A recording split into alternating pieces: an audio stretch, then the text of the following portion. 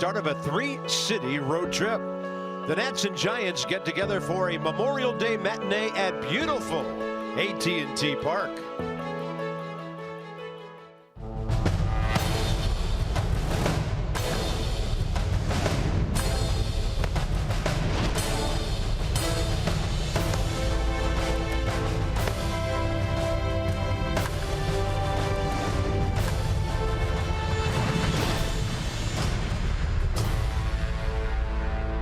It's been cloudy and chilly all morning here in San Fran. Nats and the Giants. Yes, sir. We honor America today and Memorial Day and all those who have given the ultimate sacrifice so that we can enjoy our freedom, like the ability to enjoy a baseball game on a holiday afternoon. Murph and the Nats on the road. Now, good to see him back in the lineup, by the way. The Giants scuffling, but they win at home. So do the Athletics. And Dodger Stadium has been a house of horrors for the Nats for the last couple of years. So Bob and FP, welcome to San Fran. Our heads hit the pillow at about 1 o'clock Pacific time this morning. Quick turnaround, but these are some ball clubs that know how to win at home. Yeah, I mean, there's some good teams on this trip. When you talk about the Nats on the road, they're 14-10 this year. You want to get off to a good start. Tough one today with the time change and all, but they'll be amped up in front of a full crowd here at AT Park. And what in the world was Murph doing right there in the video? But he's ready to go. It's good to see him back in the lineup today. He has his own way of getting ready every day. These teams have their hands full with the Nats, by the way, and with Tanner Roark today, because he was outstanding for the Nats a couple of times against the Giants last year. He seems to be getting back to where he needs to be. Yeah, you look at what he did last time against the Mariners. He had that swing back fastball work, and I think all of his starts revolve around that fastball. We'll keep an eye on it here today. But he's had a lot of success against the Giants. You go back to last year at San Francisco on July 28th, a 4-2 win against the Giants. Went 7 innings, gave up just 1 run on 4 hits. So he did well in that one. And then you go to D.C. on August 7th, 7 shutout innings and a 1-0 win against the Giants. So he's had success. He's 3-0 with the 1.35 in 3 career starts against San Francisco. Yeah, who can say they outdueled Johnny Cueto and Madison Bumgarner in a little over a week? And that's what he was able to do last year. Now, the Nats haven't seen Matt Moore a whole lot. Lefty, a lot of time in the American League with Tampa Bay. A couple of the guys have seen him.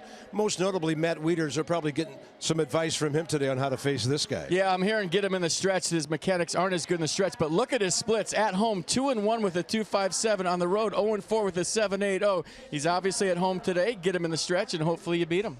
Over the weekend and during the homestand, the Nats were 4-2. They played the Mariners and they played the Padres. It gave Dusty and, of course, Chris Spire the ability to rest a couple of guys, and it's good to see the big band back there together, all the regulars in the lineup, and Stephen Drew is back on the bench. Yeah, 18 back in there today. I mean, got some rest last night. Hopefully got some rest on the bench yesterday, and they'll be ready to go. If Trey Turner can get on base on this road trip, look out for this Washington offense. He's starting to warm things up a bit. 6-game homestand, and Trey during that time hit well over 300. He's only had a couple of hitless games lately. He's putting the ball in play, using that speed. The Nats and the Giants straight ahead from AT&T.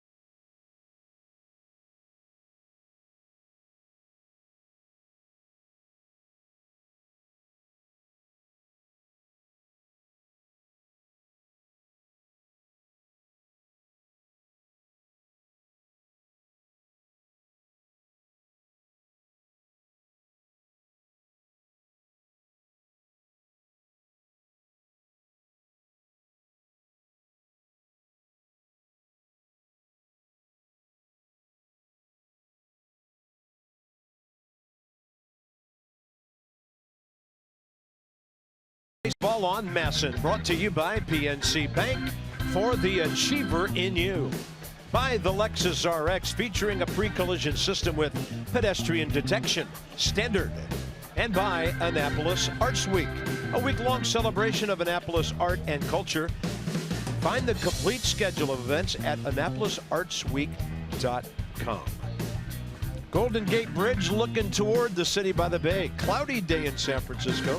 Seemingly brightening up a bit, trying to burn the clouds off. Rooch Bochy and Dusty Baker. How about that combination? And the thousands of wins between those two guys. So it's 56 at AT&T Park. A little muggy. The Nats have all the regulars back in there, so we'll just tell you that as you look over an item or two. Anthony Rendon, one of the most patient batters in baseball this year. 317 his last 40 games. And Rendon, 395 runners in scoring position. The Nats have beaten Matt Moore once. He was with Tampa Bay, and here's his Giants debut against Washington. First pitch, DC time, 4:07, a bunt foul.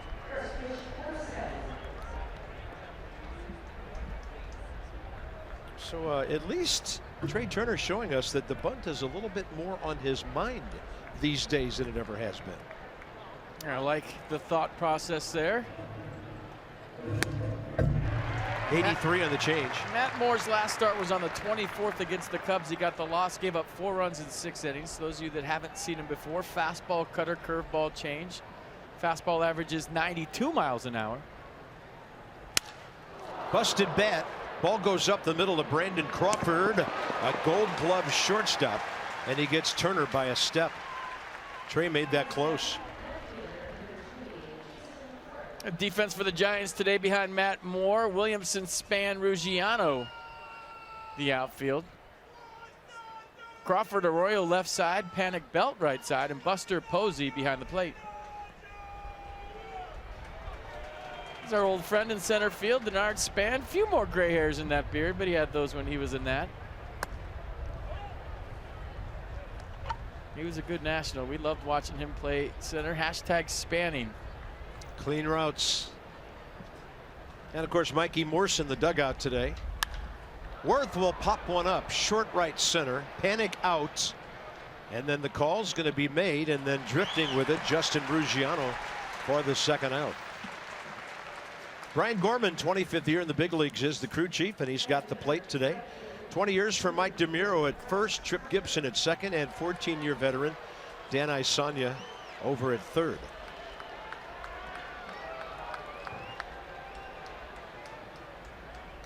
Bryce Harper hitting .351 on the road. In fact, the next 3 guys are road warriors.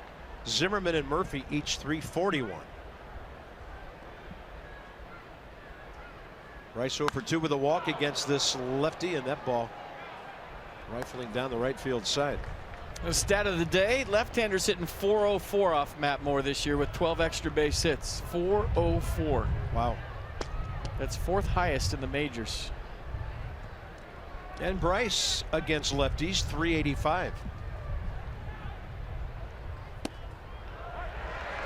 Ball kind of drifting and then dropping into the strike zone. Well, there's the curveball from Moore. Starts right at Bryce, all the way to the other side of the plate. Good pitch. Supposed to be quite breezy all day. It's blown out toward left field right now. Target away. Giants at home 13-11. The Nats on the road 14-10. San Francisco 11 behind Colorado in the West. 4th place. Rough start for the Giants. Their offense has really been suffering. Big crowd starting to make some noise with 2 strikes in the first inning. Change up. Left on left. Don't see that very often with lefties dropping the change up. Good take.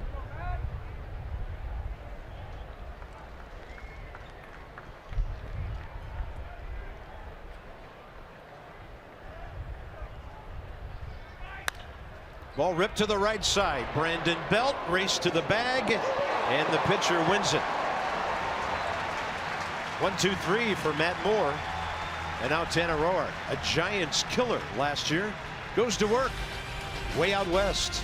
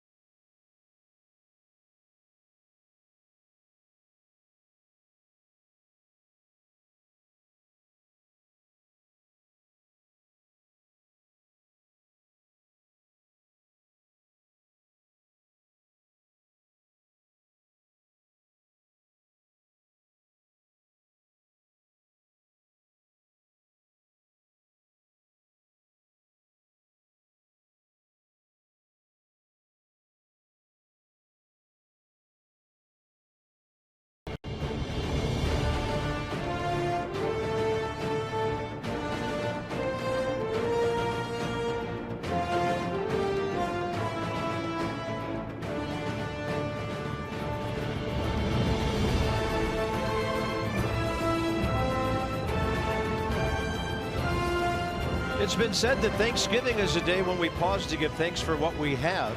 Memorial Day is a day when we pause to give thanks to the people who fought for the things we have.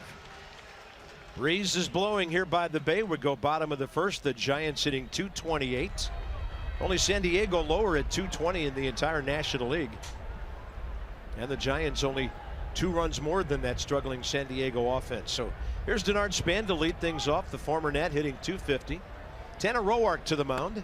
7th time he faces the Giants in his career, and the 4th time it's a start. Yeah, 3-0 with a 1.35 in those 3 starts you're talking about. 5-0 career in 6 games with a 2.51. That was nice of him to step out and let me finish what I was saying. Fastball, slider, curveball change. Fastball average at 92. And keep an eye on that front hip sinker, which was much better last time out against the Mariners. Maybe one right here. Upstairs with the heater.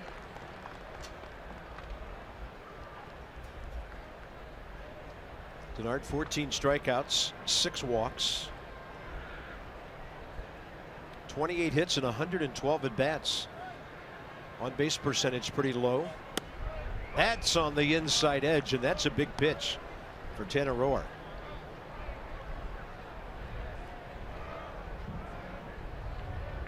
Time the Nats get in last night, about 1 in the morning, 4 a.m. East Coast time.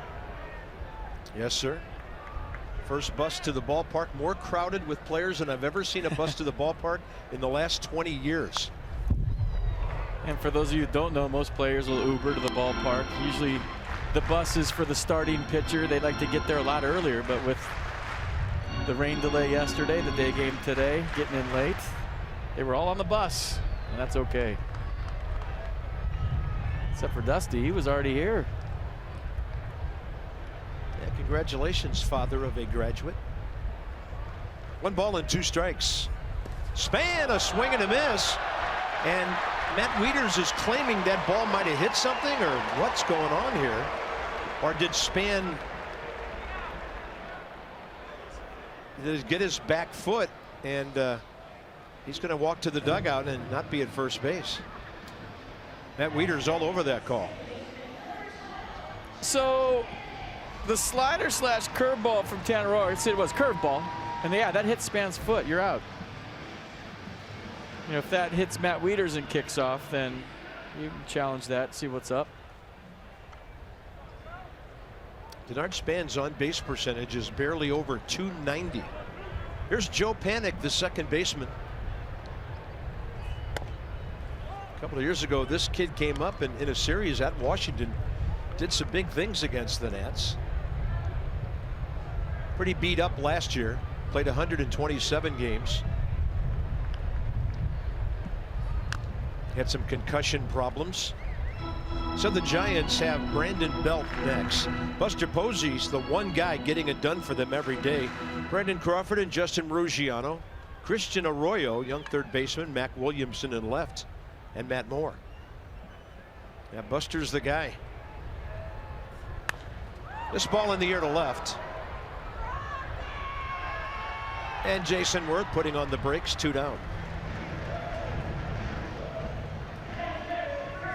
Set the defense for the Nats today. Worth, Taylor Harper, the outfield. Turner Rendon, left side of the infield. Murphy Zimmerman, right side. Matt Wieters behind home plate. There he is. He's back in the lineup. Daniel hits Murphy. He was just getting caught up with yoga in the outfield after yesterday's home game with his pregame routine that we noted. Right now he's in right field. Nats in a shift on Brandon Belt, who's hitting .238.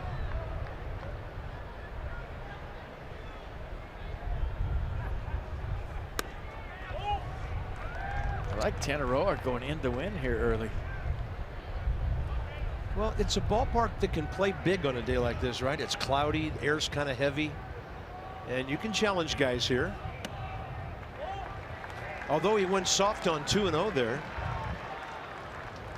309 down that line, but that's a 25-foot wall out there. Works its way around to that crazy triples alley out there, 421 right center. 398 dead center at AT&T. And then that's only an 8-foot wall around most of the outfield from center down to left. Up in the zone, 3-2. Well, that's where he likes to go front hip sinker. Let's see if he pulls it out here in a 3-2 count.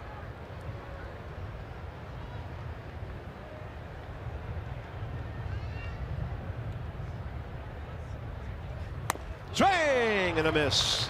Couple of heaters up. First to get back in the count, then to strike out Brandon Belt. Yeah, look at the trolley. That's cool.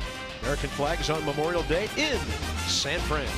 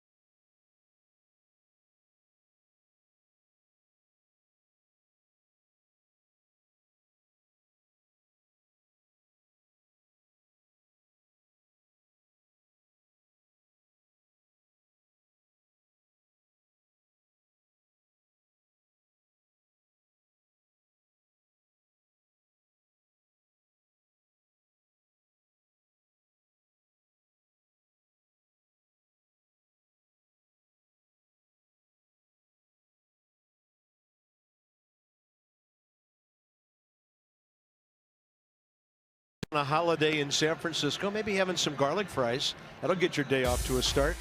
So we've got some early game notes for you. Tanner Roark.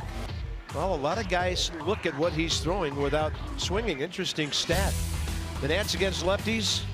Well, that Pete talked about how Matt Moore has struggled, and this is a ball club that can hit southpaws. He's 6-1 in his last 8 home starts. It's a story of 2 things for him: 2-1 at home, 7.80 ERA on the road. 10 pitches though, 8 strikes first inning. It'll be Zimmerman, Murphy, and Rendon right, left, right.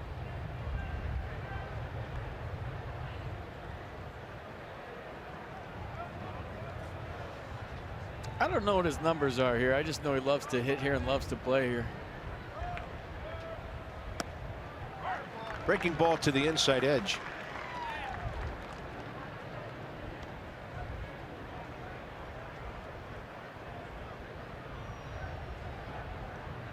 Second in the league in batting average at Justin Turner. That is a high deep drive left center. See you later. Towering mighty home run by Ryan Zimmerman. His third of the month of May. And I'm not sure he's hit any ball this year any harder than that. Likes it here indeed.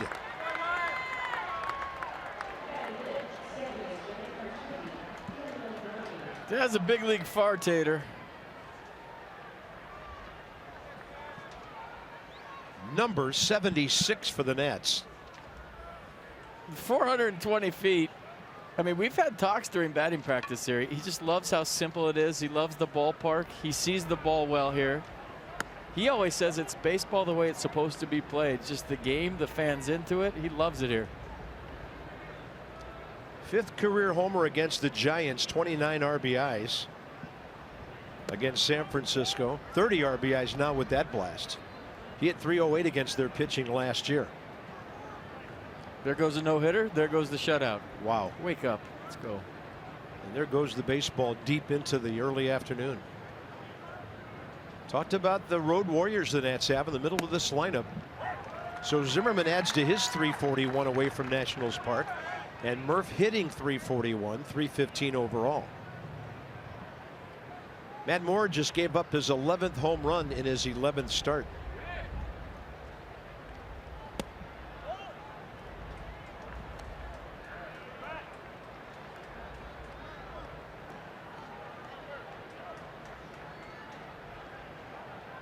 I feel like I'm still hearing that crack of the bat. Yeah, that was loud. Real loud. 3-1 now. Murphy will take it in there. Hasn't played in 4 days. Doesn't mind seeing a bunch of pitches here. Did get a pinch hitting at bat yesterday and he had a pretty good battle of it before lining out to center field in the 9th inning. In the air. We'll see what the breeze can do with it. Not a lot of room here. It's going to stay reachable for Christian Arroyo. First out.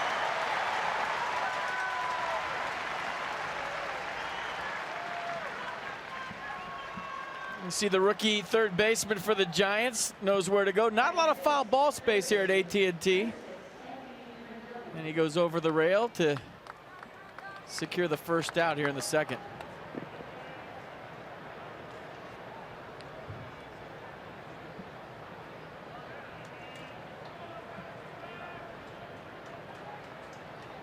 Anthony Rendon.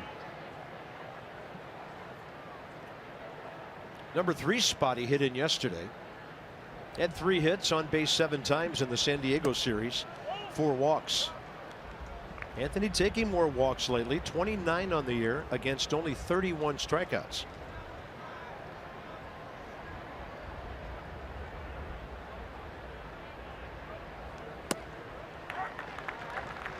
One. If you're wondering about the Giants pitching staff without Madison Bumgarner, ERA 4.22, just a click higher than the Nats at 4.17. Nationals 6th in the league, Giants 7th. And after getting jammed, Rendon fouls it away.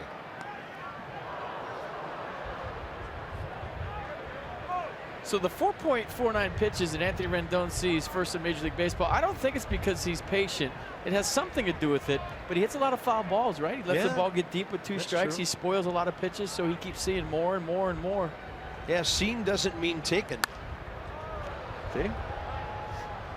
Check swings. I mean, he's got such a quick swing, lets the ball get so deep, he's able to foul off and spoil pitches that not a lot of hitters can.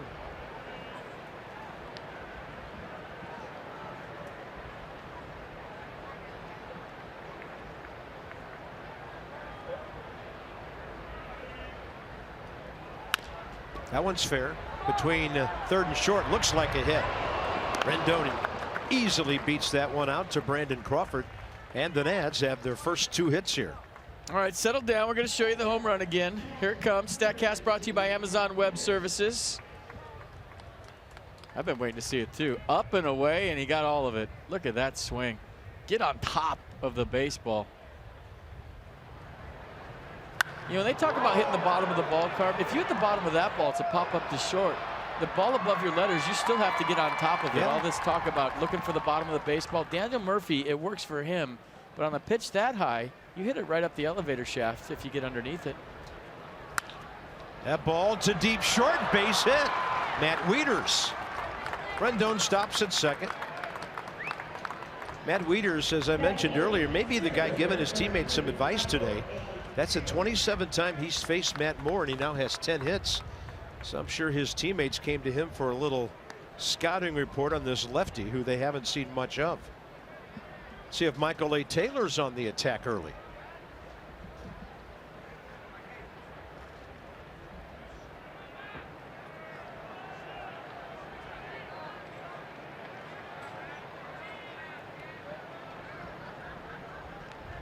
So the Nats are down to the number 8 spot already. Taylor attacking that one to deep short, and it's booted by Crawford, who made 1 error in the Giants' first 52 games. And the bases are loaded. He might be tired. That's the 3rd chance he's had. He went in the hole for Anthony Rendon, then Matt Wieters on his belly, and now this from Michael A. Taylor. So maybe he's sucking gas out there as he gets 3 ground balls to his right in a row. And folks, this is one of the best defenders in all of baseball at shortstop. He doesn't make errors like Bob just said. Yeah, he's won the last 2 Gold Gloves at shortstop. Big spot for Tanner Roark. He can swing away here and make something happen. Unless they put on a safety squeeze or something like that.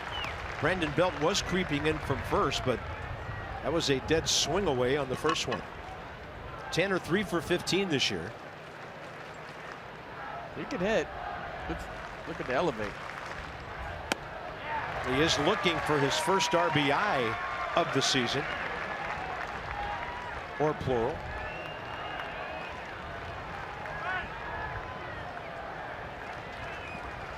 Matt Moore throwing some pitches up here. See how if he takes Tanner up the ladder.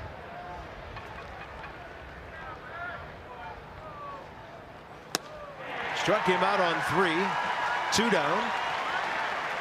His first K of the day.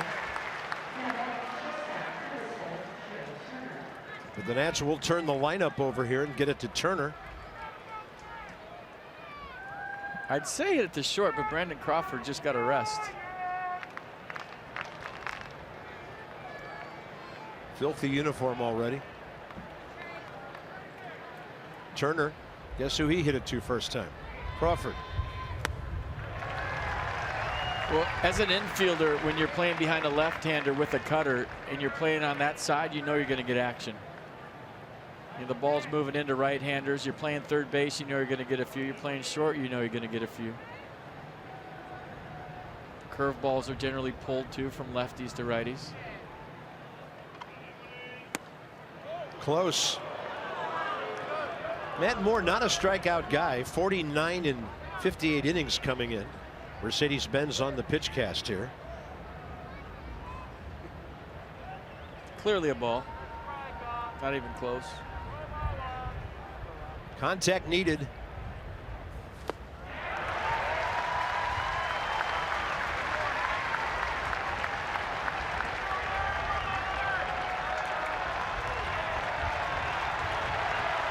I tell you, these crowds here, they're already down by a run. They're acting like they're ahead, and it's the 9th inning with 2 outs here. They're into it. 3rd in attendance in the league at 41,720 per game.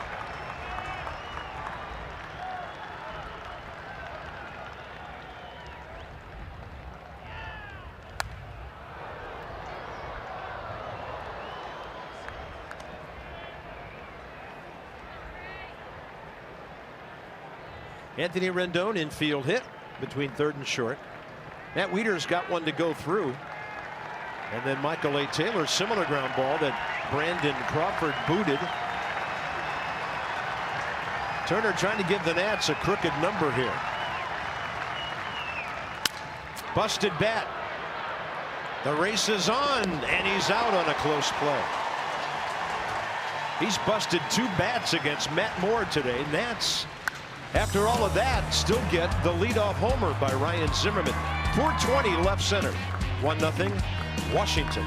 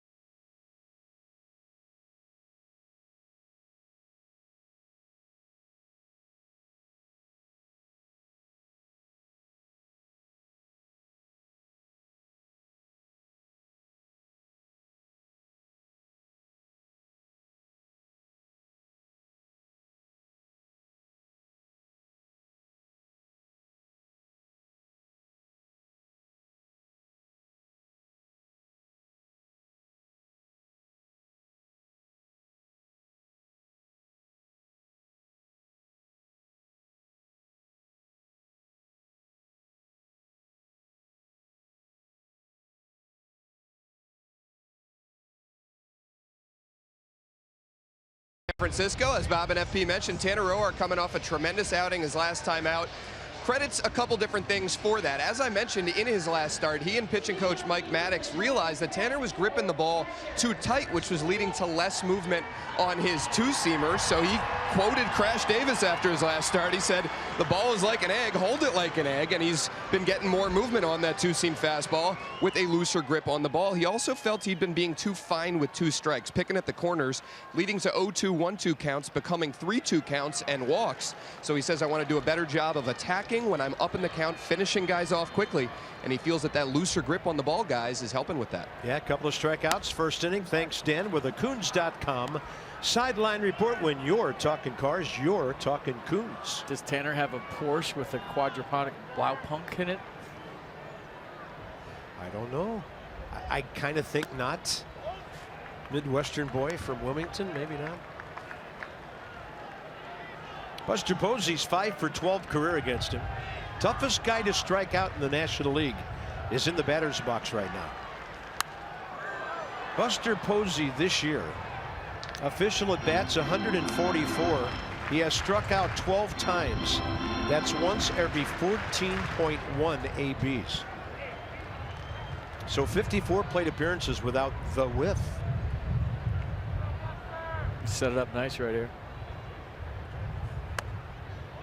What he does that most sluggers don't do is he takes a lot out of his swing with 2 strikes and goes to right center field. Now, most guys, as we've noted all year, bail and wail with 2 strikes. He shortens up like that. Yeah, and he still hits for tremendous power with 2 strikes. When he gets something he can work with, you just wonder why more guys don't do it. 7th in the league, 333. 5th in the league, 432 on base percentage.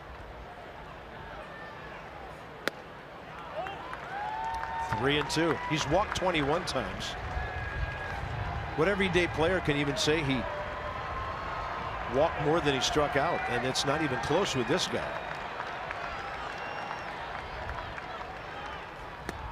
Wow, he strikes out and he loses the bat.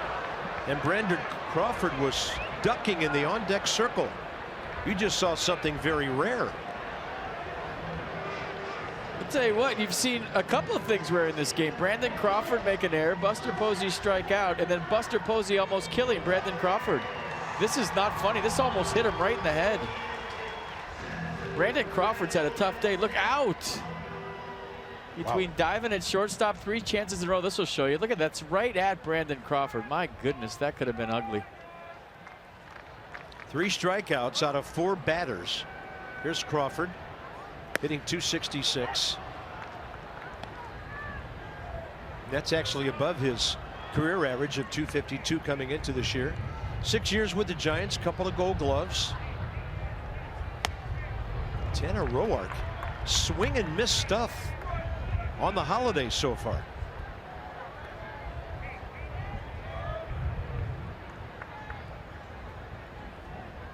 Crawford 2 for 10 against him. Inside the Numbers brought to you by Jeep. So Johnny Cueto and Madison Bumgarner, his 2 opponents, and he vanquished both here and then in DC. Nats won the season series from the Giants 4-3 last year.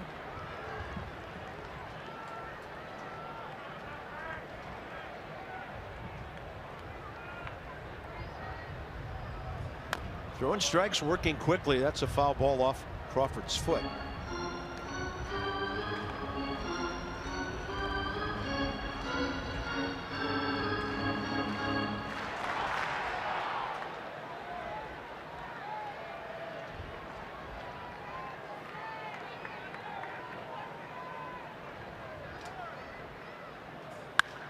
That ball is hit hard to left. Worth going back, and he's got it right at the top of the 8-foot wall.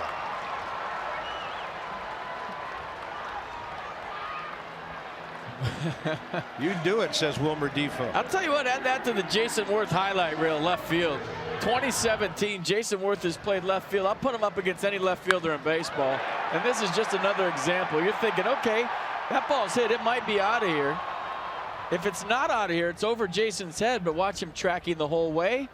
Jumps, times it perfectly, and steals extra bases away from Brandon Crawford. Tanner Roark approves, so do we. Right now it's the King and his 1 member of court so far. Roark 3 strikeouts, the other 2 caught by Worth. Justin Ruggiano, well-traveled outfielder with a bunch of different ball clubs. Giants have got some guys beat up. Hunter Pence on the DL with a left hamstring. Ruggiano signed to a minor league contract by the Giants back in December after he split time last year and didn't play a whole lot. 1 game with the Rangers and 8 with the Mets. .258 career hitter. Nats used to see him a lot with the Marlins. 2-2. By the way, if we have any thoughts today, get him in quickly when Tanner's pitching. Ooh, I like this though. He's getting the ball back and he's ready to rock. Almost makes you want to jump against the wall and rob extra bases away from a guy who's working so fast.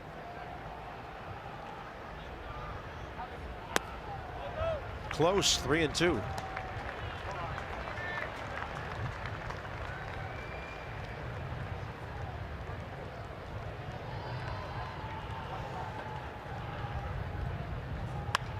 A strike, blooper, center, and not hit well enough to carry to Michael A. Taylor.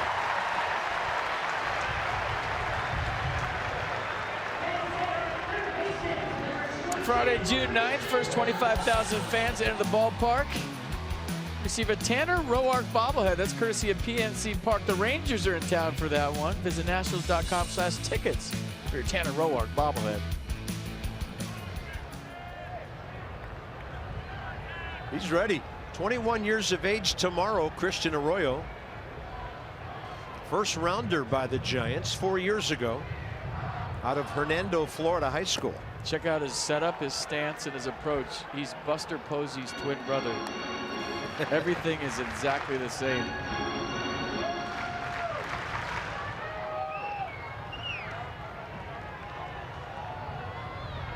Talk about mimicking a swing. Look, even the way he stands, his bat angle, the tap on the shoulder.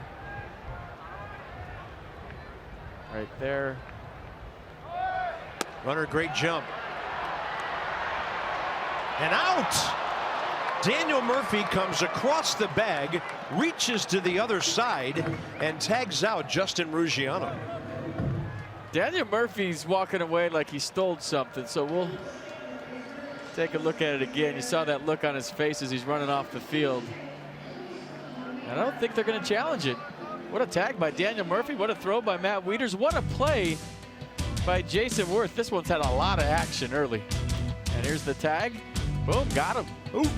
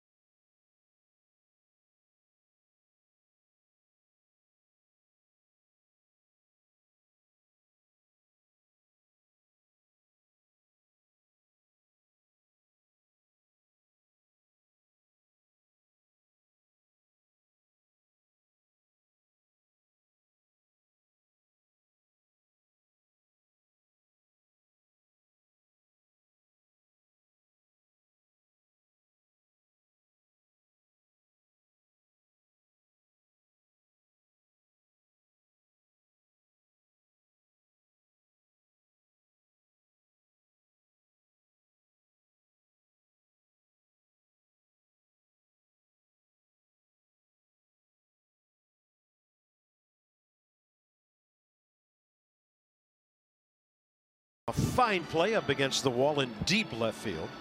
When the Nats win and score 7 or more, you get 50% off. Regular menu price online orders at papajohns.com. Promo code's NATS50. Papa John's, proud partner of the Washington Nationals. Things are moving quickly here in terms of the pitchers getting the ball ready to fire and guys responding behind them, especially on the visitor side.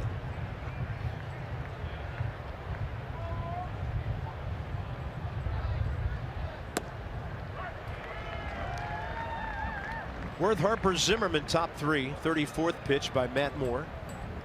There's your home run guy. Hit one a mile first time.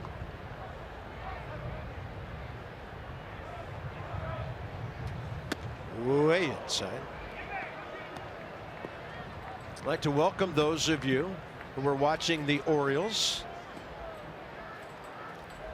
Orioles broke their 7-game losing streak, hanging on at home, beating the Yankees 3-2. Worth will pull it. We're in San Francisco. Bob and FP and the Nats got in here 1 o'clock this morning. Ryan Zimmerman has homered, leading off the second. Top of the third, it's 1-0, and Tanner Roark pitching well on a windy day. Dan fell out of the plane. He didn't make it. He was a good silent reporter while he lasted. Oh, I see him down there. He's got his arms spread open. Yeah. Like, what are you talking about? There he is. In fact, this foul ball may be right at him. Brandon Belt will save the day for the first out. We know you would have had it, Dan. Here comes Harper, then Zimmerman.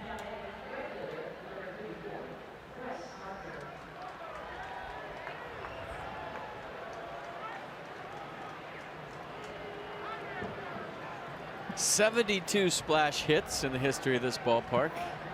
It's over the wall and right into McCovey Cove. Just saying, but I throw that out there.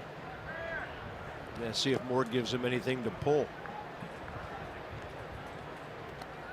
Bryce hit the ball pretty sharply. First time after fouling a couple of pitches away. It was to the right side. Belt to the pitcher to throw him out. Supposed to be breezy all 3 days here in San Francisco, and temps in the 60s. Ooh, that one was hanging around the inside corner, but Bryce had already bailed.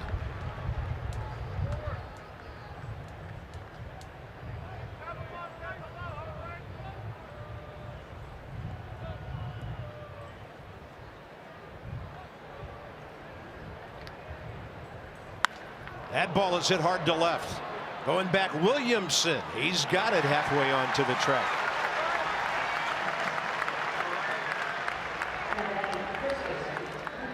A Washington, D.C. Lexus dealers will donate $250 to the Children's National Health System for each of the first 200 home runs the Nats hit this season. Lexus, experience amazing. 76 by the Nats, and Ryan Zimmerman has 14 of them. Got his 40th RBI on that swing, by the way. 6 National League hitters now have 40 or more.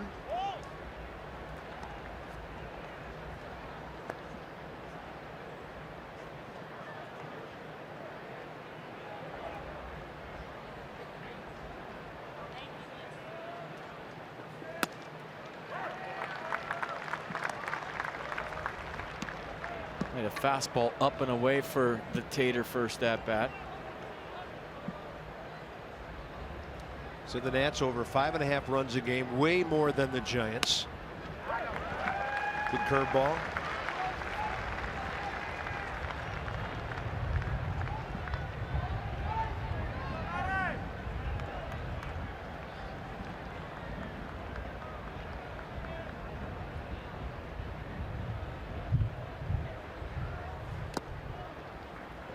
Looking at those flags out in right center, they've done a bit of a turnaround now. Kind of heading out toward right center suddenly. It's not Candlestick Point, but along the water here you can sure get some changing conditions in a hurry. Now don't pay too much attention to the flags, you'll drive yourself nuts. They change about every half inning. 2-2. Zimmerman takes one out or half. Matt Moore kept everything away from him that time in a 1-2-3 top of the third.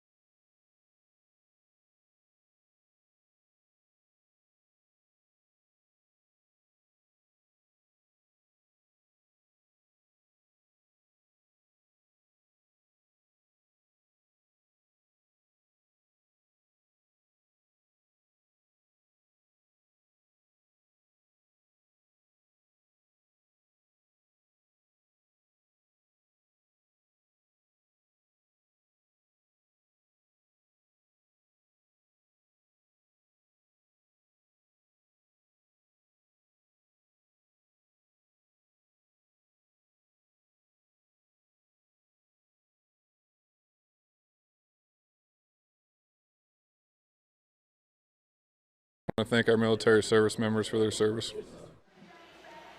Thank you, Jacob. Hello, Mr. Morris, U.S. Air Force. Thanks for being here today. My friends are in the Air Force. They have fake tags to put on there for when they go out. Wow. Brandon Crawford with a drive to left. Put some StatCast on. Of course, I'm joking. Jason Worth back to the fence. Look at the route efficiency, 99.2%. And how about a little throw him out from Matt Wieters? The exchange very clean at 0.69 seconds. So some good defense here early from the Nats. Tanner Roark working fast, everybody on their toes. Yeah, quite a swipe tag by Daniel Murphy there. Justin Ruggiano didn't act at all like he thought he was safe. So Christian Arroyo, who's 0 for his last 19, was at the plate when that happened.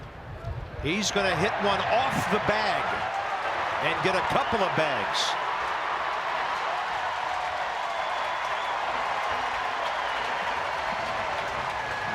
He was in Virginia last year hitting 274 for the Flying Squirrels, the Giants AA just down the road from us.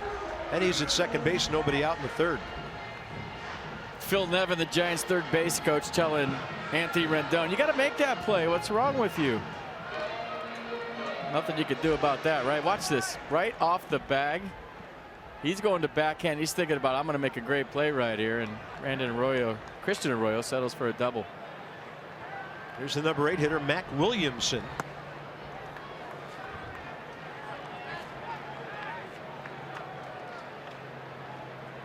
Former Giants 3rd rounder 5 years ago, hitting .172 in 9 games.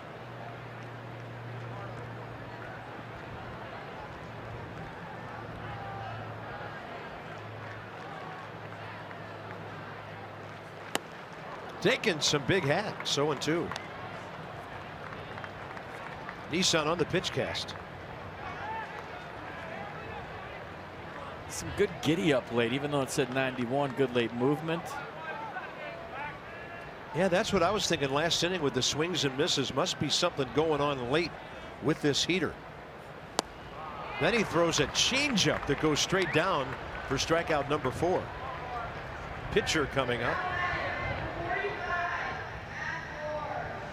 You know, we've seen Tanner through the years, and when the fastball and change are working, they both mimic each other. They look the same coming out of his hand. The arm speed, release point, even the movement on the swing back action.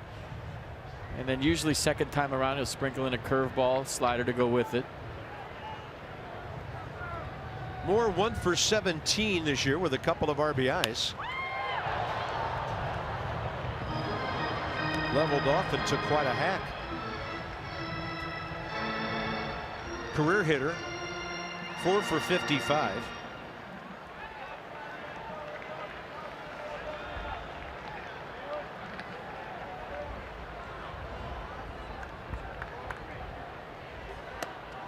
Up in the zone, strike 2 at the letters.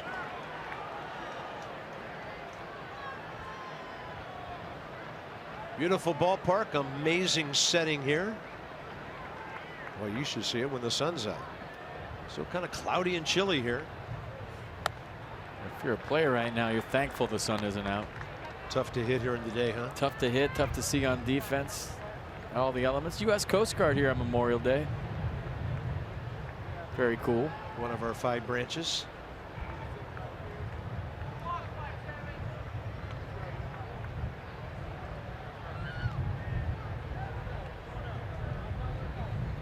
One, 2 the count. Roark trying to spin a breaking ball to the outside edge. It stayed out there. Well, maybe he throws that front hit fastball here. There's no way Matt Moore gets to it. He tried to backdoor the curveball here, but throw it right at him, let it run back. He's not going to hit it.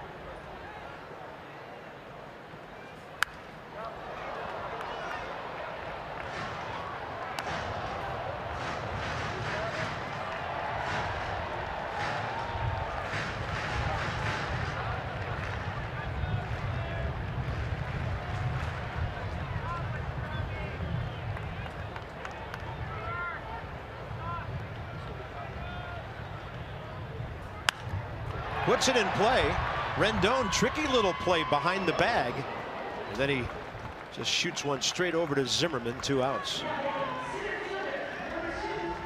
Nats fans, purchase your White House Historical Association membership today.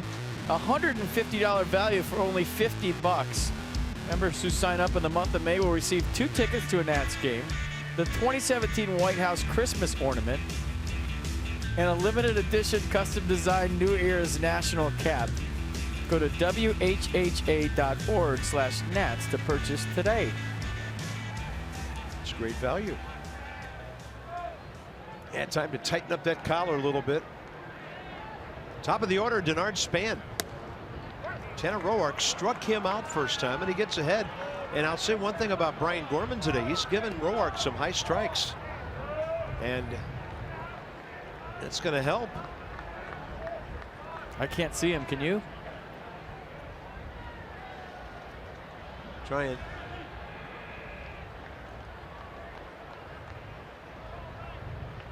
Giants go 2 for 9 first time around the order. 1 runner caught stealing. I mean, normally I can see umpires, but with that camouflage mask, I have no idea where he's at. A little crooked too. Did you see it?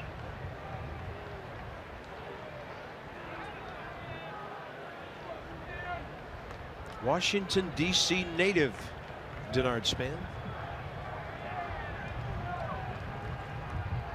1 ball, 1 strike. Pops it up. Zimmerman waves everybody off. Keeps moving. You have to in this yard. And Tanner Roark, 3 zeros on the board in San Francisco.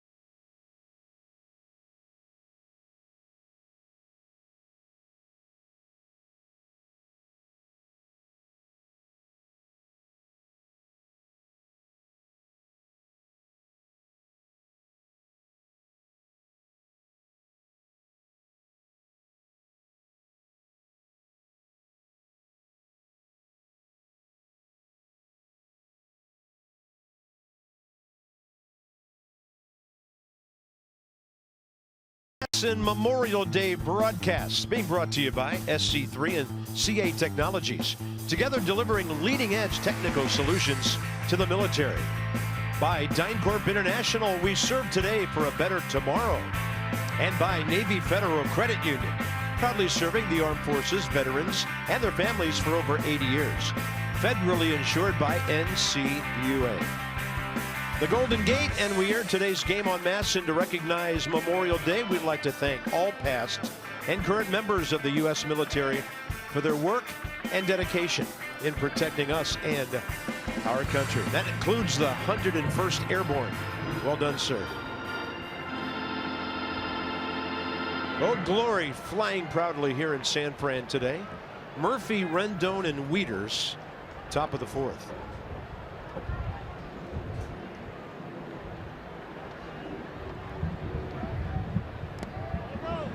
On the take, ball's in the dirt, ball 1. So what, how about that at bat for Murph off the bench yesterday? First one in 3 days. And remember the Exmo from the third base camera, how easy he swung and what a laser that was to straightaway center. Yeah, I think on the 10th pitch. You are correct. Strike 1.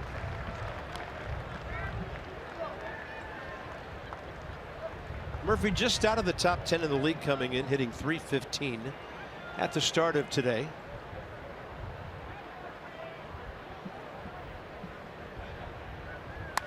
Oh, he got a pitch that was hanging up and in. Too early for it.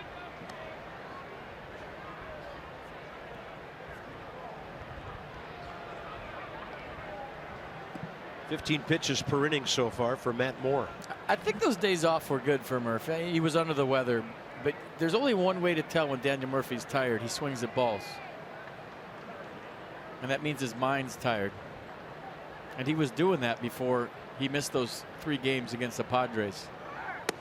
Spits on that one, 2-2. When he's fresh, he has the best grasp of the strike zone, I think, of anybody in the National League. I mean, he always swings at strikes, but he rarely swings at balls. Rarely. And when he does, sometimes he barrels them up. That ball out to center. Denard Span. 4th inning underway. Murphy 0 for 2. Rendon and Wieters the next 2, and they both have hits already. Inside the Numbers brought to you by Jeep. So the Nats, who makes the best adjustments as a lineup in the National League? It's Washington and Colorado at 300 or better. We've talked about that a lot. They're always communicating in the dugout, exchanging info. What'd you see? What's he doing to you? Did you pick anything up on him? Is he tipping his pitches? All those things. Veteran hitters talking to each other. Rendon infield hit first time.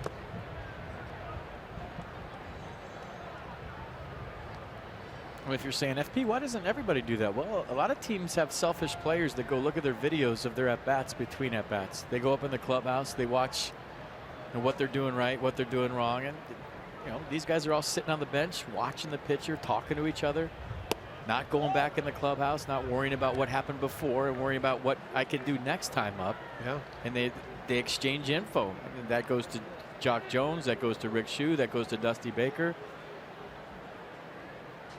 That was a good take. So Rendon got the count 2-0 in his favor. Brandon Belt chasing this one. No man's land on that wide warning track down where the bullpen is.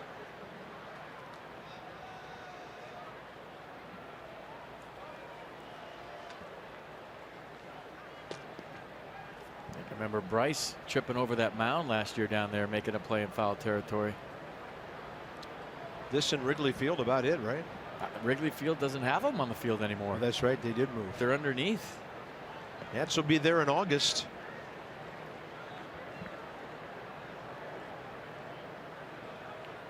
What are they going to do next? Take the lights down? Day games only. No bullpens. 2 balls, 2 strikes. This place has the old ballpark feel to it. In fact, when you look down the right field line at the end of the upper deck, it reminds you of Wrigley a little bit.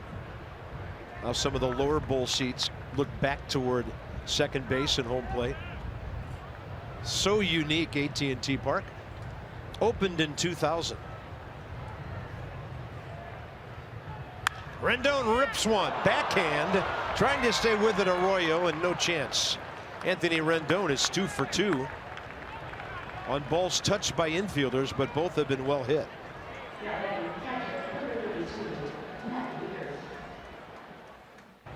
Yeah, base hit for Anthony Rendon. Nothing that Christian Arroyo could do about this one. One hop seed.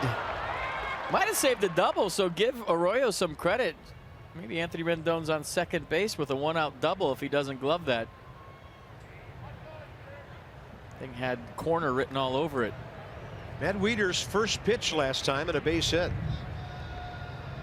10 for 27 against Matt Moore career, 2 homers, 3 RBIs. Did he check? He did. Mike DeMuro down at first base confirming. Matt Wieters is 8 for 19 right-handed this year. He talked about his right-handed swing the other day. You like it, huh? I love it. It's more natural than his left-handed swing. He's a natural right-hander. So go figure, but he's more on top of the ball. Your dominant hand's your throwing hand, so he gets that top hand involved. His left-handed swing is more of a fly ball uppercut swing, and his right-hand swing is more of a line drive stroke. 2-0 count here again. He went 2-0 on Rendon before a foul ball. Hunter Pence with a sweet play right there on the pop-up. Looks like he's been crushing some spreads. I was going to say, if that's Hunter Pence, he's supposed to be going out for a rehab in a couple of days, and hasn't been to Whole Foods in a while. 2-1. Thanks for not showing it, guys. Off speed, ball 3. Thought maybe he could get Wieters to roll over a grounder with that pitch.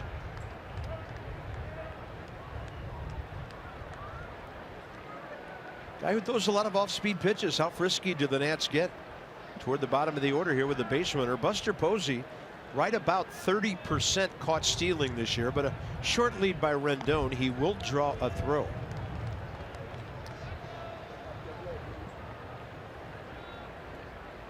Nats great balance offensively, the batting average, the power, and 4th in the National League in stolen bases.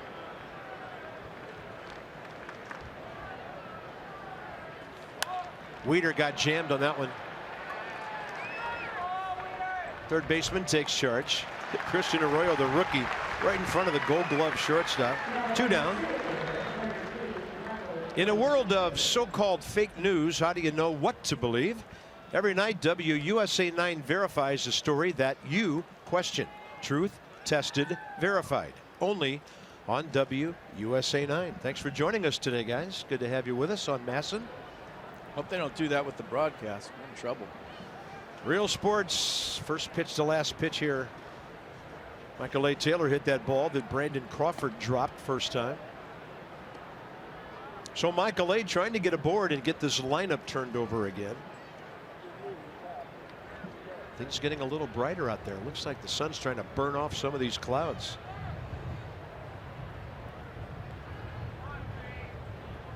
Oh, they got him picked off. Now he's in the hot box. We got a pickle.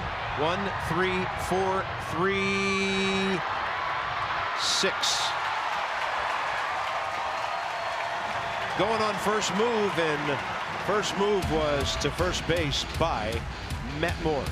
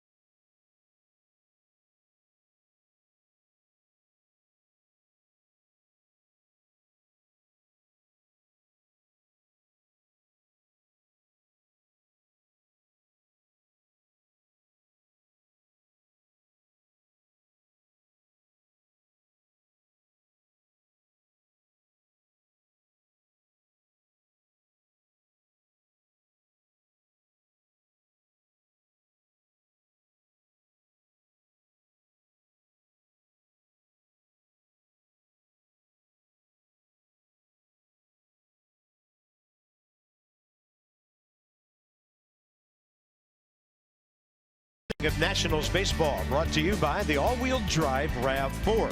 Toyota, what drives you? Visit buyatoyota.com for great deals. Willie's statue's out there somewhere. That's McCovey. McCovey Co. Tailor-made for a power-hitting left-hander like Stretch was. And of course, Willie Mays has his own statue right behind home plate out on the street. And when you have insight, you know how to handle your finances with confidence. Brought to you by PNC Bank, for the achiever in you. Checking in on Austin Davidson, 24-year-old second baseman, doing a big job at High 8 Potomac. Look at that, just under 360. Out of Pepperdine, 13th rounder just 3 years ago. Love checking in on our young guys. Call him up to Double-A. Let's go. It's ready. Call him up to the big leagues, I feel like.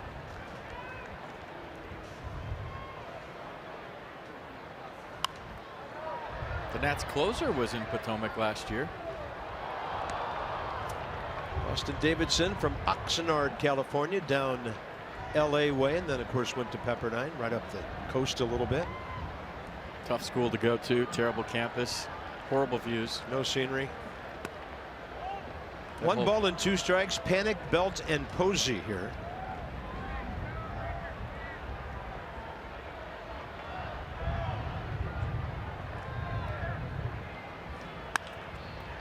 Right side, that ball really hugging the ground from the grass to the dirt in front of Daniel Murphy. First out, 4th inning. That was a worm burner. Send the Nats to the 2017 All-Star Game. Vote 20 times and select Nationals as your favorite club to receive 50% off select game tickets. For all the details, visit nationals.com/vote. Or, you know, maybe you can figure out how to hack into the system and vote more than 20 times. It's been done. Well, I'll tell you, if you do that, The All-Star game will be way over before the investigation concludes. I'm just saying, it's been done. Reportedly. 1-0. Ball hit up the middle and hit well. Taylor decides not to challenge. Good decision on a solid, clean hit by Brandon Belt. So they have a base runner for Buster Posey. This place will come alive as he's announced.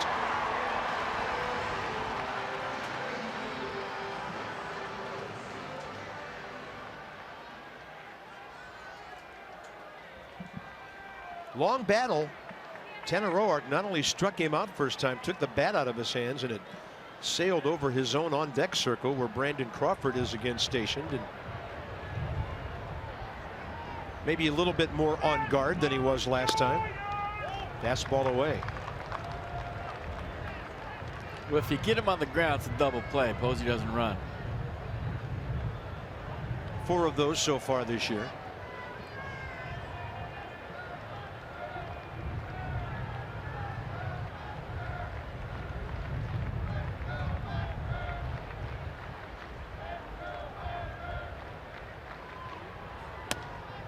Upstairs, no. 2-0. So this is kind of a tale of 2 different hitters. When Posey's ahead in the count, he's going to let it rip, and he swings real hard.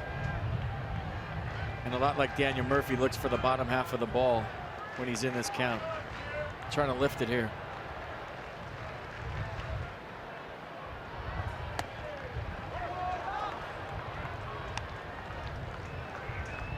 Tanner's got a live arm today. That's a great shot of the late life on the fastball. Just about to say the same thing, Cart. It's got some little giddy up on it. Yeah. Last 10 feet.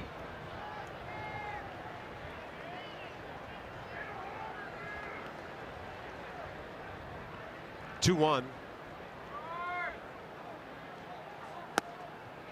Low. Nationals, 3rd in the National League in double place turn this year. Some of them are outfield line drives, and a few of them are strike them out, throw them out double plays, but about 90% of them on the ground. They've turned 53 this year.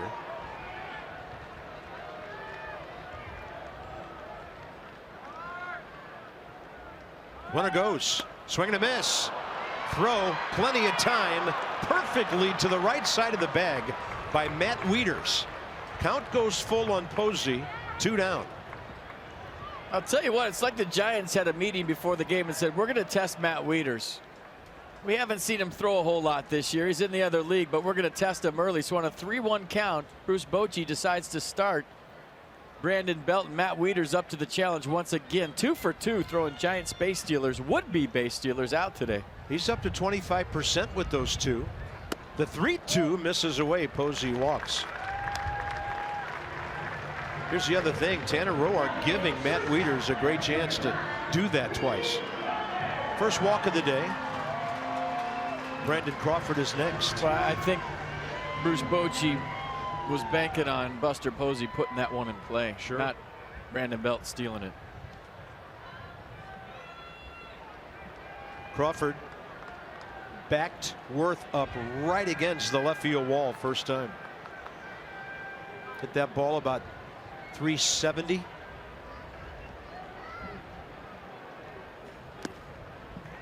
So that buys him an off-speed pitch on the first one.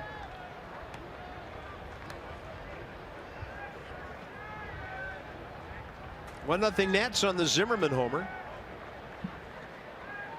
That was leading off the second.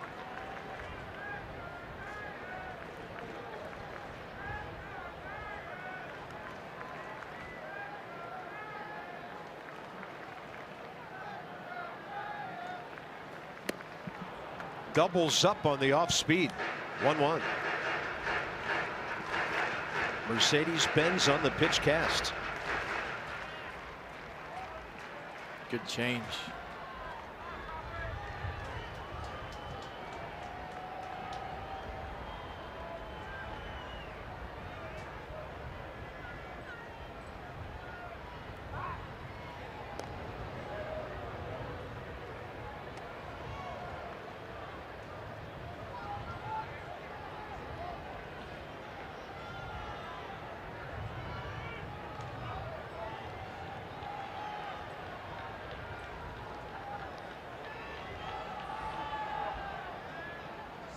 1-1 pitch. Murphy, a couple of feet onto the grass, right side. And this one playable for Jason Worth as he moves to his right. Tanner Roark, good job of getting inside on Crawford there, inside out swing. Brilliant through forward, no runs on just 3 hits.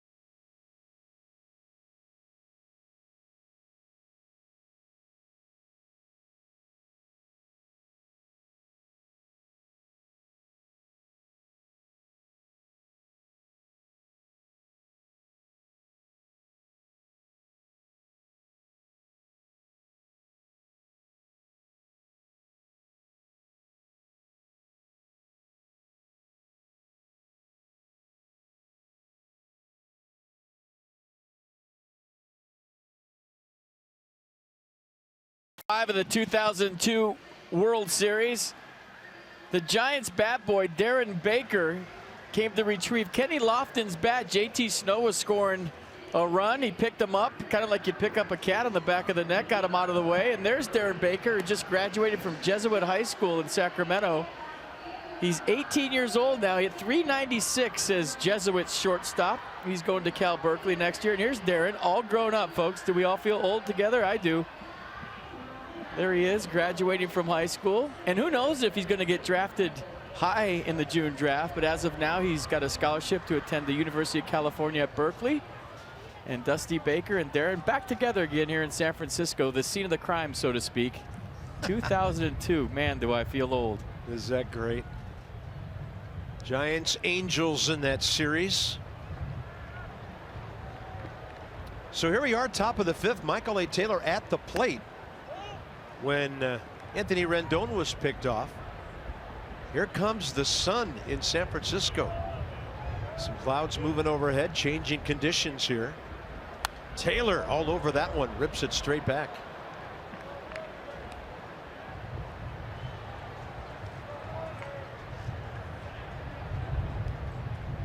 You know, JT hates that because, you know, all the years he played, and I think he won 6 Gold Gloves at first, he's going to be remembered as the kid, the guy that picked up Darren Baker at home in the World Series. He says everywhere he goes, that's what people say. Like, what was that like when Darren Baker ran out there? Oh, yeah, and you played some first base, right? Yeah. Did you play? Were you good? Hey, he probably saved the kid's life. I guess you want a Gold Glover picking you up if you're 3 years old running into traffic. 1-2 to Taylor. Roark on deck. Michael A. up the middle. Brandon Crawford waiting.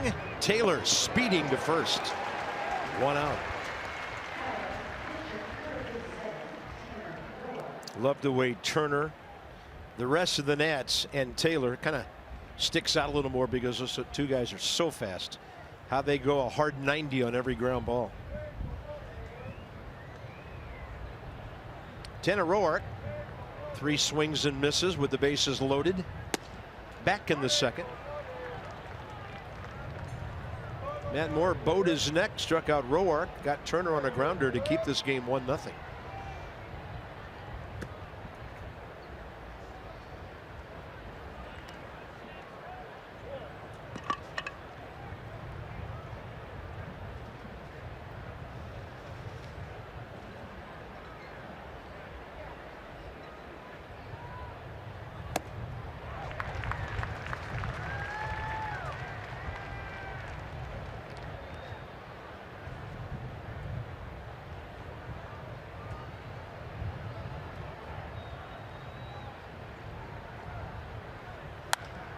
Get some wood on that one. Right field for Justin Ruggiano. Hunter Pence's territory as a rule. He's on the DL. 2 outs. MLB.TV Premium is back and better than ever. Watch every out-of-market game live on over 400 supported devices. Plus, get a free subscription to At-Bat Premium, the #1 app for live baseball. Blackout and other restrictions do apply. Visit MLB.TV for details. You know, we showed that video of Darren Baker. I always joke that he ruined it for my son. He couldn't be a bat boy ever again after that because Major League Baseball implemented that you had to be 14 years old to be a bat boy. So while that was cool. Yeah. He was pretty little out there. And Dusty was, my son was a bat boy for Dusty when he was 4 years old with the Giants. In one game, he was going to pick up a bat, and it was a home run by Marvin Bernard, and 50,000 people at Candlestick were screaming, and he got scared and cried and wouldn't run out and pick up the bat. He was 4 years old. I said, go get it. He's like, it's too loud.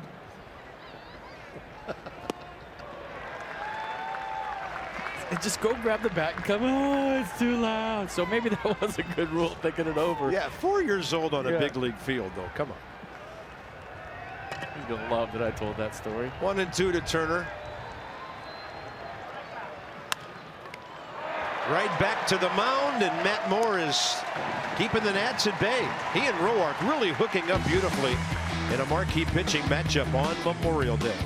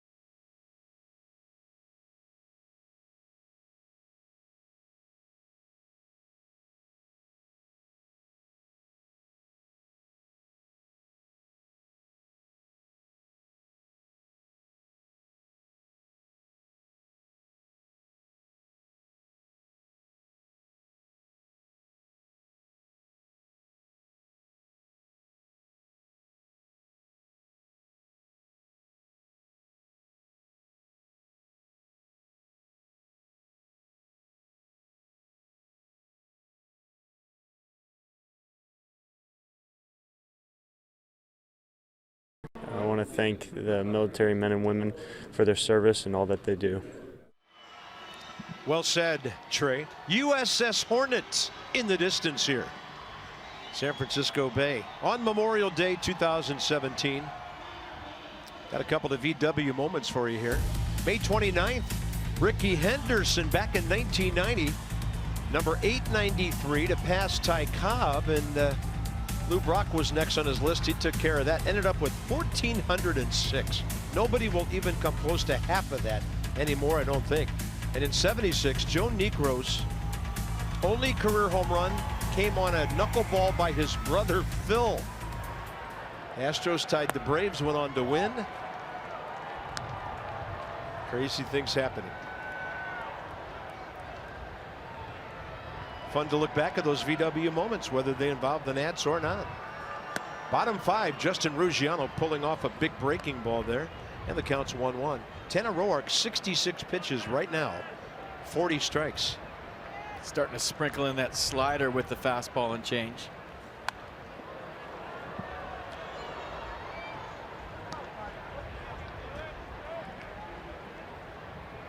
Three hits. Two of the runners erased by Matt Wieters with the help of Roark's quickness to the plate. One walk. 4 strikeouts.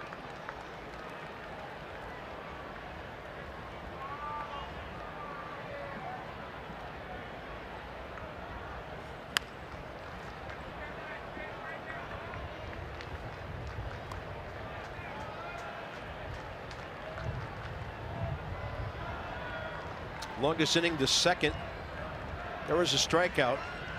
Base hit, caught stealing in that frame.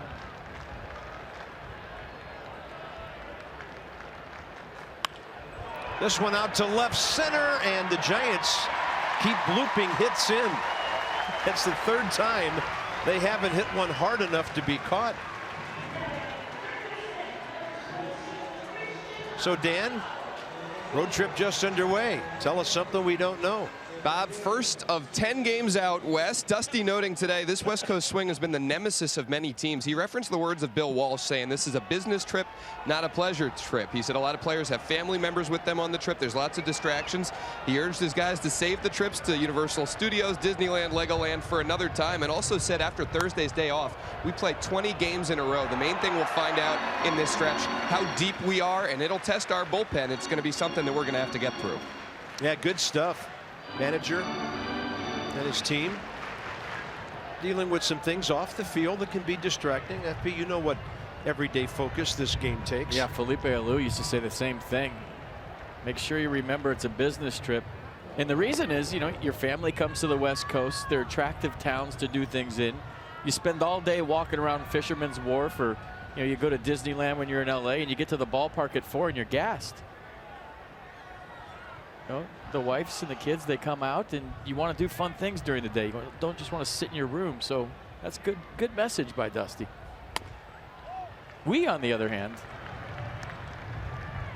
we could go to Fisherman's Wharf all day. We don't have to try to hit 95 at 7 o'clock. Yeah. Well, you got a lot of family here. I do. I know you got ambushed for tickets this morning. Got ambushed. Then you ambushed me. 1 ball, 1 strike, and it all worked out. Thank you. Pop up. Playable, but not easy. Zimmerman, it stayed foul as Ryan caught it. Sun is getting a little brighter, and there is nothing routine about any ball in the air in this town. No, day games here in Wrigley are the toughest to catch a fly ball. You got the high sky. You always look at the flags on top of the stadium because they'll change. And when the ball gets above the stadium, it's going to be affected by the wind. So keep your feet moving is key. And try to guess where that thing's going to come down. Nice play. Nothing routine, like you said, in this ballpark.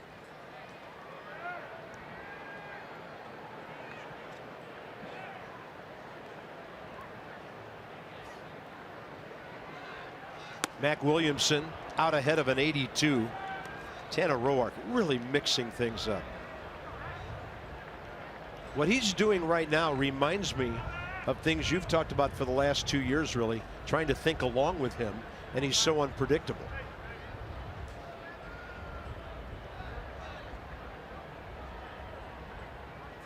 But for him to be unpredictable, Carp, he has to have all of his weapons at his disposal. In this year early on, he was just doing it with toughness and intangibles. You know, the makeup of Tanner Roark got him to 3-1. We saw a better start last time out. Mike Maddox liked what he saw against the Mariners, and you're seeing even it progress here today. He has all of his weapons. So now if I'm going to guess with you or think with you, you have to be executing the curveball for a strike, the fastball for a strike. All those pitches have to be working for that whole I can't think with you thing to work too. Sure. 1 ball and 2 strikes. Mac Williamson struck out first time.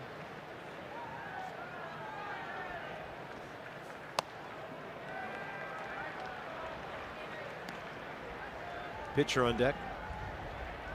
Orioles won their ball game earlier today at home, 3-2 over the Yankees, breaking a 7-game losing streak. So many of you experiencing bonus coverage of the Nats and the Giants here on Masson, and we're glad to have you aboard.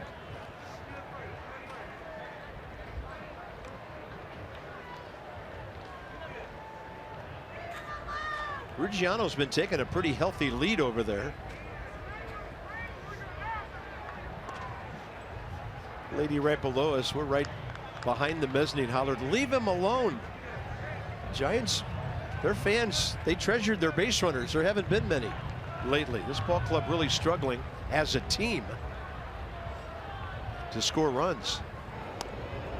Tanner gives him the A move on a low throw too.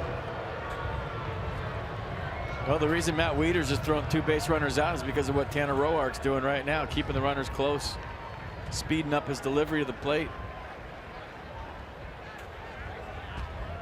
2 balls, 2 strikes. With the runner holding, a swing and a miss.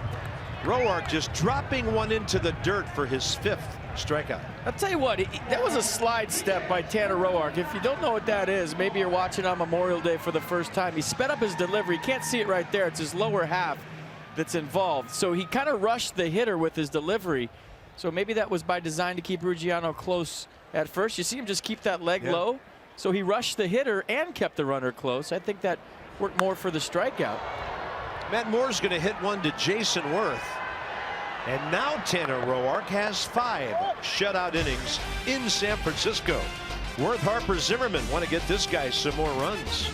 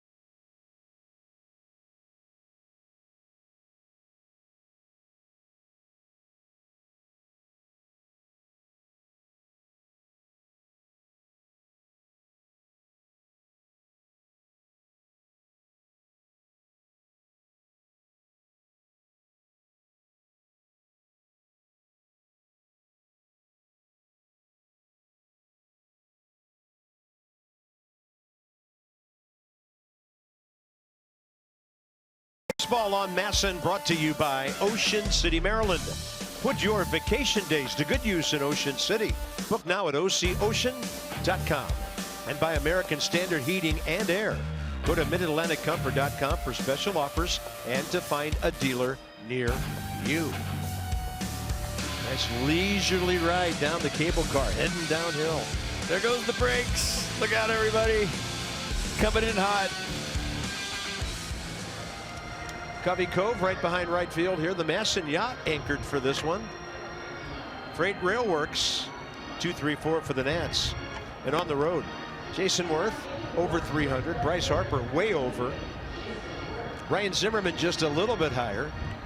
And if we take it one step further, Daniel Murphy, if he gets up this inning, also 340 plus this year. Matt Moore 72 pitches, 51 strikes. Nats box. 1 run producing swing, a Ryan Zimmerman homer, his 14th RBI, number 40, leading off the second. 420 feet, way high, way deep, left center. Loaded the bases later that inning, but the Nats couldn't chase a run home with Roark and Turner.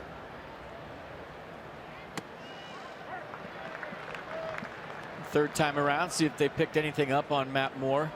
Did a nice job of keeping the fastball in the righties and kind of moving that thing around. Right sunshine now.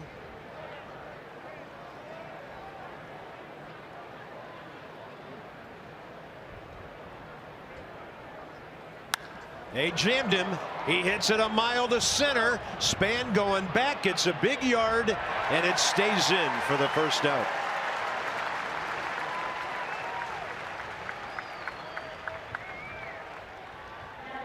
Well, loud noise right here, and you're thinking got him, right? But I think there was just a little bit of the ball getting deep on Jason Worth for him to get fully extended and ride this thing out of here. Tough to hit a ball out to center here at AT&T, and we've seen Denard Span do that many times. So good at bat by Jason. Tricked me for a second. I thought he got a homer. Bryce Harper lined out hard to left last time. 0 for 2.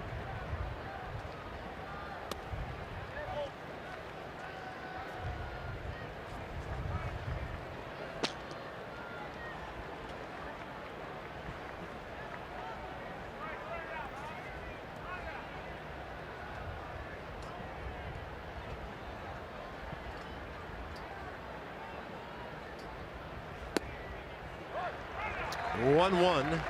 Matt Moore to Bryce Harper. Moore career 47 and 38. 117th start. One career outing against the Nats back in June of 12 for the Rays. 2 runs, 3 hits in 5 innings in a game the Nats won. Ooh, that breaking ball was hanging. Inside the Numbers brought to you by Jeep. So highest percentage of hits, the Nats get almost 42% of their hits. For the most part, it's Harper, Zimmerman, Murphy. Others have been in and out of that role based on days off and all that. But well, that's impressive because there's other guys in the lineup. Those other 2 around him, there's only 3, 4, and 5 hitters and nobody else. Yeah. So that makes sense. But for a team that hits like the Nats, that's even more impressive. 41% of your hits are from 3, 4, 5, but 1 and 2 are solid. 6, 7, 8 are solid. That's makes that number mean more. long lineup.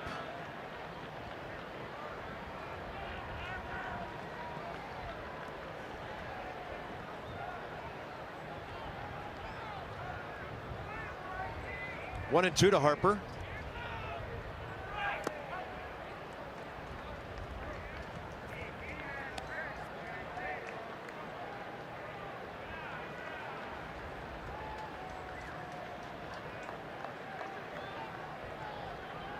Dusty would like a couple more, obviously. A couple more, like 1.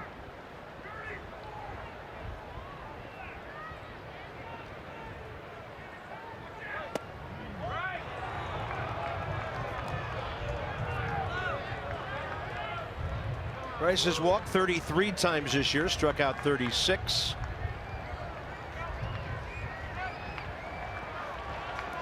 This would be an interesting pitch selection.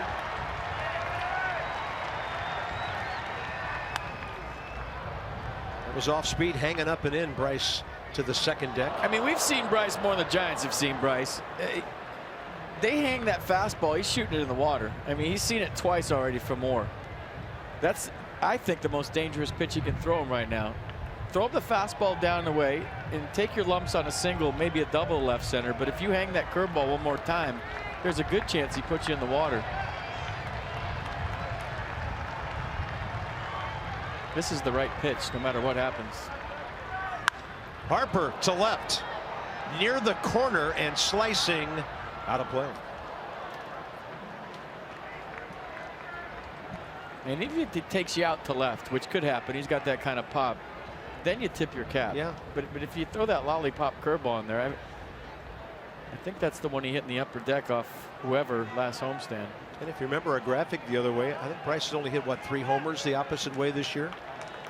So in the air, center and right. Careful. 3-2. Out of play.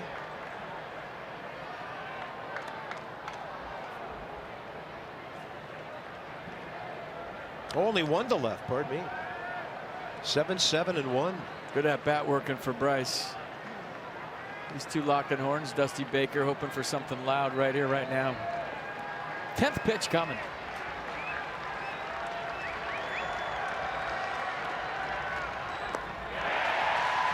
Enough depth on that breaking ball that Bryce couldn't get to it. Only the 3rd K today by Matt Moore. Nissan will pitch cast it. Well, I think it didn't break, and if it did, it would have been good for Bryce. I guess it broke late. Looking at it again, pretty good pitch by Matt Moore. Bryce Harper going down with that curveball in the dirt. This one, the sharpest one of all 3 through Bryce. Left a couple out over, and then Bryce gets that one on pitch number 10 for the big strikeout for Matt Moore. All right, here comes a big 2-out matchup. Zimmerman foul. Last time up, that was off speed. Ryan way out ahead. Last time up, everything was outer half after this happened in the 2nd. I just wanted to listen to it. Yeah. Wow. It's pretty sound. And a pretty sight. Home run number 14 for Ryan, RBI number 40. Off the glove of Arroyo. Zimmerman going to round first, but Williamson gets to it in a hurry, and Ryan Zimmerman has a 2-for-3 day. Stay hot, Ryan Zimmerman. And if he gets this elevated, it's 2-0 Nats. Got all this one once again. Leg kick on top. And Arroyo, playing some day games in this ballpark, when the sun's out, it's hard to see line drives. Why? There's a lot of white T-shirts, and maybe that one was just hit too hard, and that was the reason. But the low line drive here is tough to see because there's no real backdrop. The fans are right on the field, basically. There's Murphy 0 for 2. Ryan Zimmerman 1 for 1 this year stealing.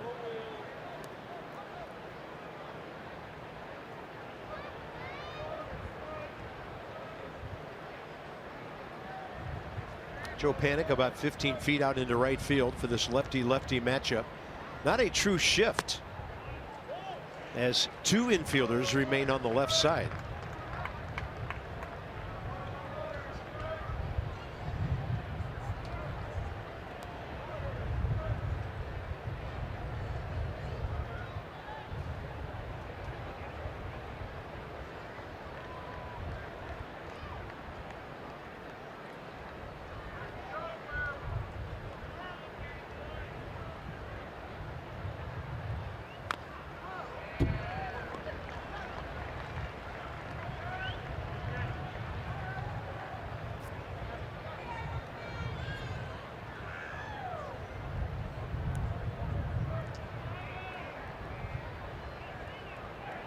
Daniel Murphy's first 2 career at bats today against Matt Moore. So here's round 3.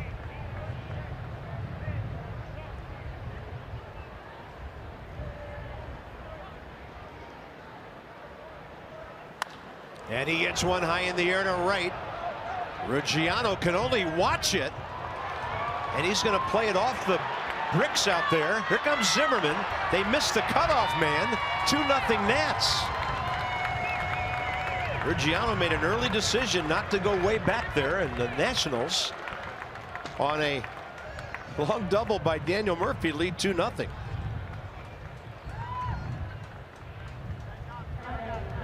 Well, Justin Ruggiano tried to deke Ryan Zimmerman, but there's 2 outs. He's running on contact, so I don't know why he stood there and watched the ball. You're just wondering, is this off the wall or is it in the water? Daniel Murphy pured this one. Hits the top of the wall in right center field. Ruggiano plays it perfectly and then misses the cutoff man. If he hits Joe Panik with that throw, it's going to be close at home. Ryan running hard the whole way. Makes it a 2-0 game. Welcome back, Daniel Murphy, with an RBI double off the right center field wall. His 34th of the year. On Murphy's 14th double. He has 24 extra base hits. And Ryan Zimmerman scoring both Nationals runs today. Boy, that's big. This all started with 2 outs on the Zim base hit. Rendon trying to make it 3-0 here. He's 2 for 2.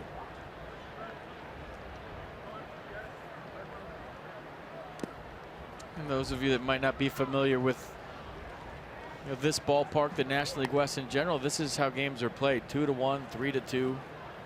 So that run, the way Tanner Roark's pitching, seems like a lot, doesn't it? Sure does. Same way in Dodger Stadium, you'll see a lot of games like this. Even in Oakland, the next series at night, you'll see a lot of games like this. Cool temperatures, ball doesn't fly, good pitching. Rendon to center. Denard Span's going to back up and stop. Nats pick up a huge run on a Zimmerman single with 2 outs. Murphy the double. He drives in his 34th.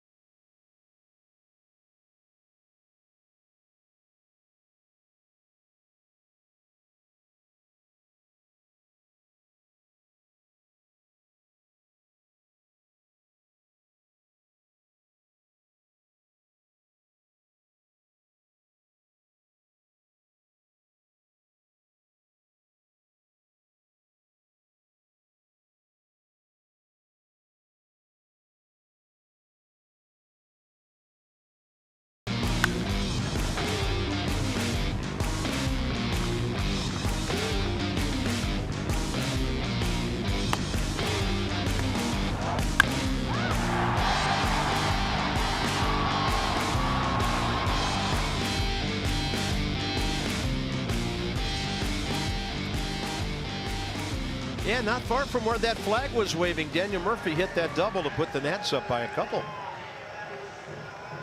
Good swing. Another good swing by Ryan.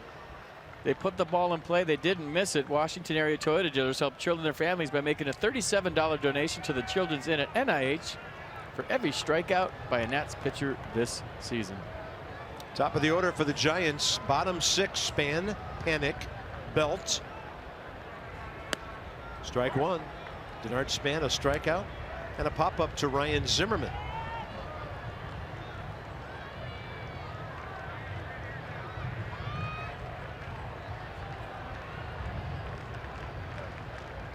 Rendon even with the bag at third. See the 50-50 raffle guy right here? We could buy one. Can't gamble during a telecast. 10 for $10. Now, Tanner Roark's given up 1 hit each of the last 4 innings. 2 of them, Ruggiano's 2nd inning, Belt 4th inning, erased on throws by Matt Wieters down to Daniel Murphy on steal attempts. It's not gambling. Okay. Game of chance. Yeah. Gaming. Span launching a fly ball to right. Bryce Harper tracking it. Denard Span is now 0 for 10 career against Tanner Roark. Joe Panik is next.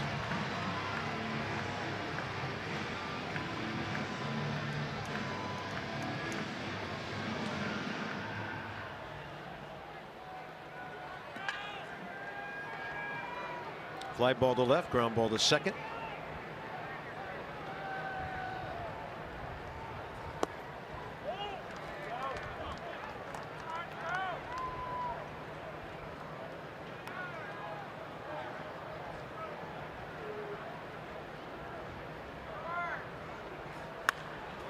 Hard hit, but hooking.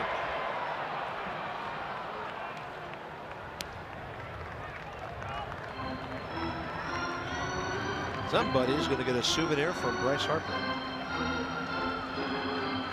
If that was my family's last name, my mom would have named me Always. As opposed to Never? Yeah. Because I always panic. Ground ball, Murphy again. I know a guy named Never Fail. 2 outs. Do you really? Yeah. It's a lot of pressure. Brandon Belt. And PNC takes us inside the numbers. Best record. Major league leaders, the Astros have won 4 in a row, 35 wins. The Rockies trying to hold off the Dodgers, who won their 5th in a row today at St. Louis. The Dodgers just had an 8-2 homestand. They're 21-8 at home, so that'll be a fun way to end this road trip. Swept the Cubs over the weekend.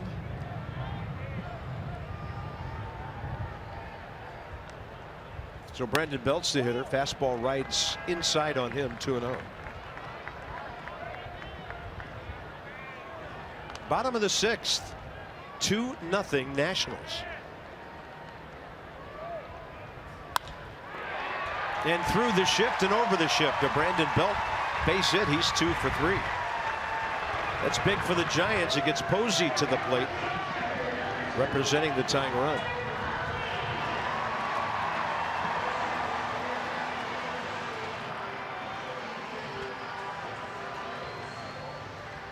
Buster today, a strikeout swinging and a walk. Career against Roark, 5 for 13. 1 RBI. 88 pitches for Tanner, 55 strikes, 33 balls. Here comes pitch number 89.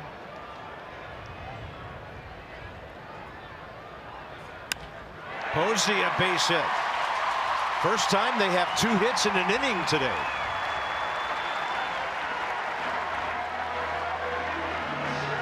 Brendan Crawford is next. That should get some action in the Nats bullpen. Tanner Roark's pitched a gem, but anytime you get this late in the game, around 90 pitches, you see a couple of hard hit baseballs. That'll get some guys at the end of the bench getting loose. No official action yet. Yeah, they're actually in the dugout, and then they take a short run down the line to the bullpens here. Nothing yet. Brandon Crawford has taken Roark the other way twice in the air to Jason Worth. Kind of woke this crowd up, those singles back to back. Yeah, Giants have 6 hits, 5 singles. Nats have 6 hits.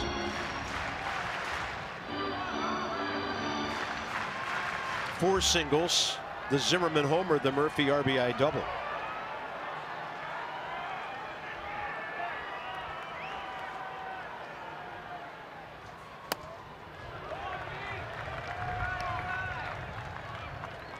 Tanner's success today, large part commanding the inner half of the plate to lefties with the slider and the fastball.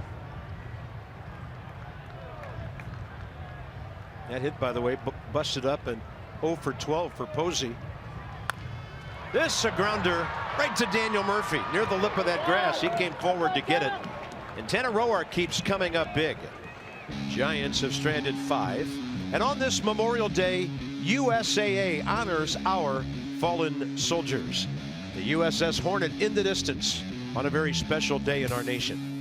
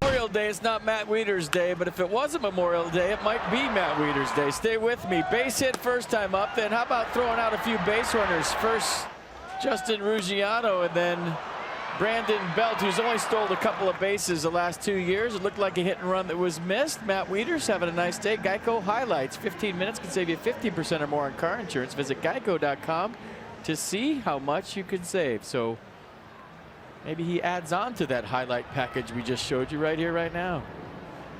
Top of the 7th inning. It's getting late. Wieters, Taylor, Roark. And by the way, it wasn't late when our crew got here this morning. Hats off to our Masson traveling party, along with their San Francisco-based crew. They were here at 6:30 this morning after we got to bed about 1 a.m. this morning to get everything ready for this telecast. Gentlemen and ladies, we salute you and thank you so much. Traveling party, I think, is the key word, party, in that one. They're going to be zombies tonight after this one.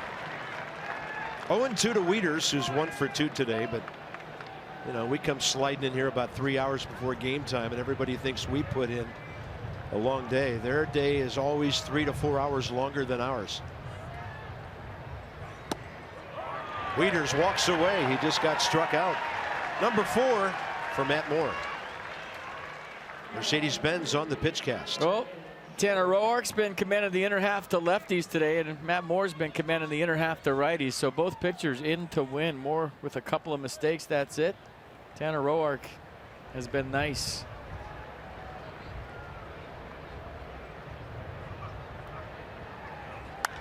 Michael A. Taylor up there hacking. Towering fly ball to center. Denard Span.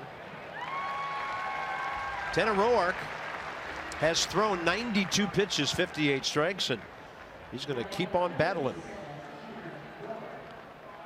Matt Moore, by the way, due to bat fourth in the bottom of the seventh for the Giants.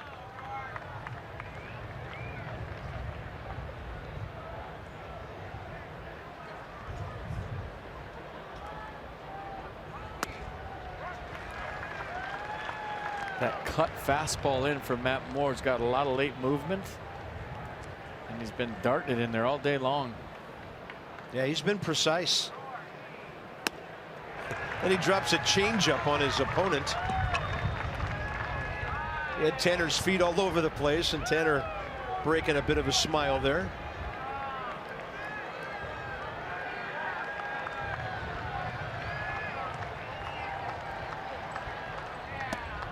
Swing and a miss, and that was a quick top of the seventh. Time to stretch. Nats 2, San Francisco nothing.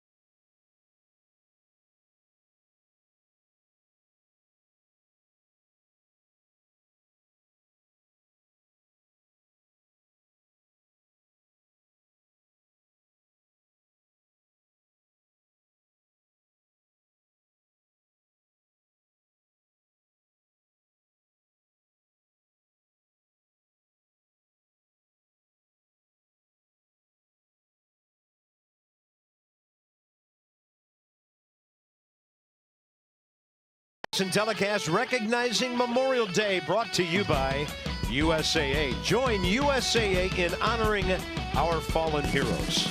By DynCorp International, we serve today for a better tomorrow. And by Navy Federal Credit Union, proudly serving the armed forces, veterans, and their families for over 80 years. Federally insured by NCUA. It's a sneaky surf spot right there. The swells come right underneath the bridge, and you'll see surfers out there all the time. Wow.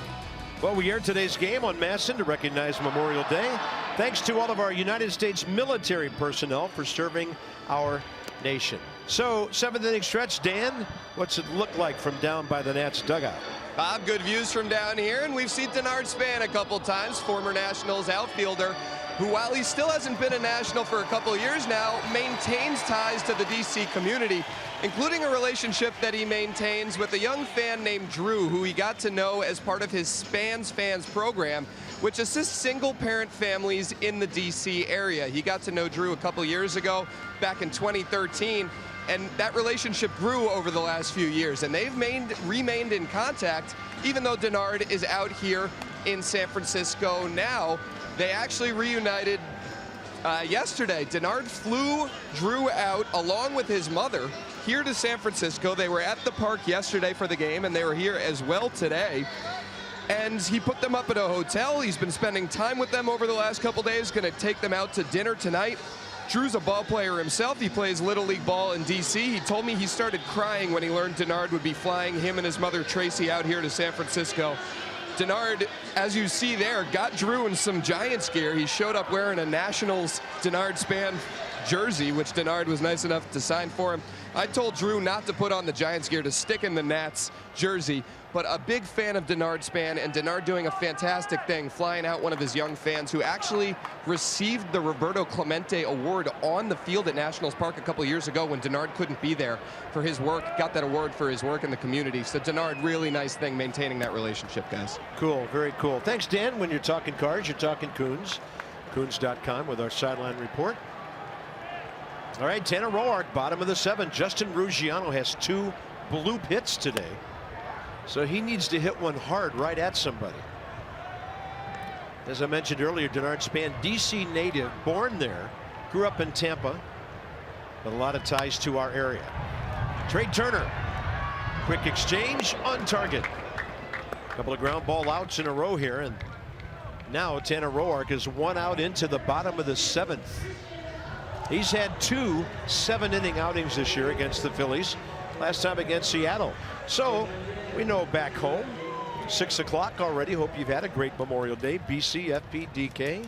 Sun blazing here as we just got through the start of the 3 o'clock hour here in San Francisco.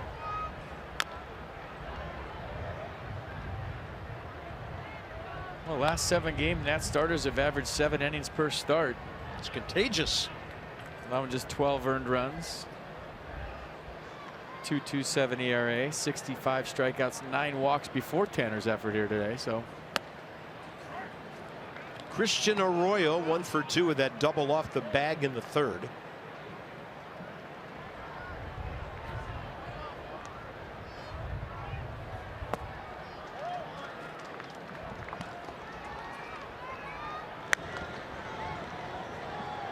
Hard throwing Hunter Strickland.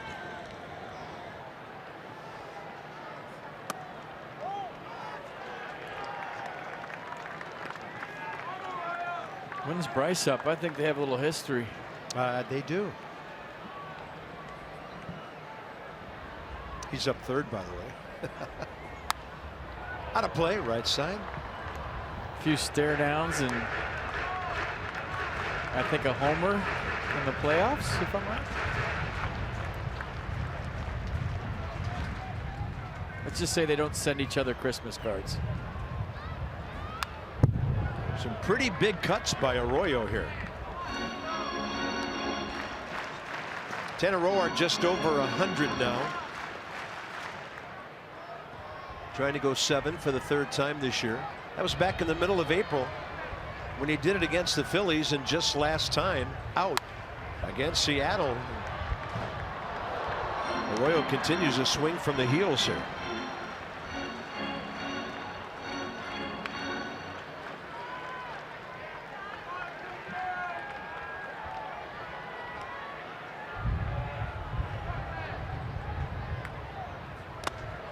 That hit him. I heard a sound, and so did Brian Gorman, who sends him to first base. Crowd just now figuring out what happened on ball 3. I think that one jersey glove, and those are the 2 sounds you heard, just got him on right around the belt, the belly on his jersey. Listen, well, can't hear it here, but you see, watch the jersey move. Yep. Yep, there's the 2 sounds, and you might know the next guy that's getting in the batter's box right now. You might know him. He's 2 for 3 career against Tanner Roark. Michael Morse, a fan favorite here. Battled his way back to the big leagues. He's hitting .206 for the Giants with 1 home run. That was on his return back. He was at Hunter Pence's wedding this offseason. And Hunter said, why don't you try to make a comeback with us? Michael Moore said, no, I've been trying. Nobody wants me. I'm out of the game. And so Hunter and Michael called Giants front office. And they said, yeah, we'll give you an invite to Major League camp. Well, he went to camp in Scottsdale and earned a spot on the roster. He's been hurt back and forth, and now he's back. So pretty good story. He was out of baseball, doing a little broadcasting on MLB Network, and now he's back in the big leagues. So the Beast, who you all knew and loved in D.C., is still playing here in San Francisco. 8 at-bats in a 6-game stint last year with the Pirates, and that was it. Roark starts him out with 92 in there.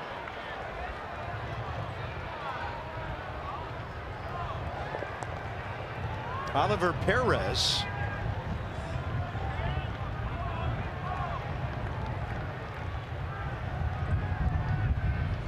That would be for Denard Span, because right-handed batter Aaron Hill is on deck for the pitcher.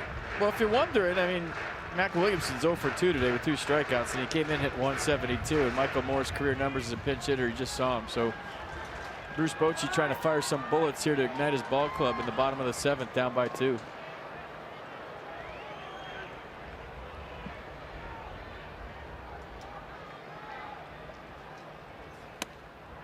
Tanner sails one up and away, ball 1.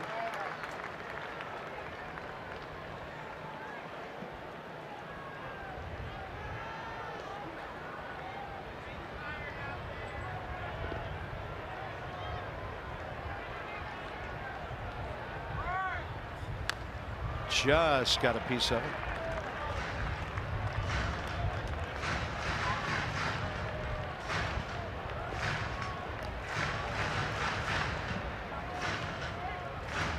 All right, fairly familiar territory here for Tanner. We found out lately a rested bullpen is a good bullpen, and the Nats starters have taken care of that. 1-2 pitch again.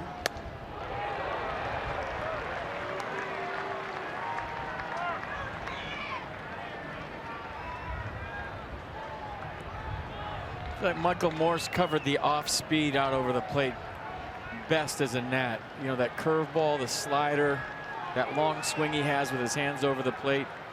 It can make him beat you away with a fastball. See what they do here. Got him. 84 with drop at the end. Tanner Roark, strikeout number 6. Nissan will cast it. This is a scary pitch to a scary hitter. It was a slider that didn't do a whole lot, just kind of stayed down the middle, and Morse, who was a little bit out in front, and let go of the bat early, strikes out. Might have got away with one. He'll take it. There's Aaron Hill, 12-year big league veteran.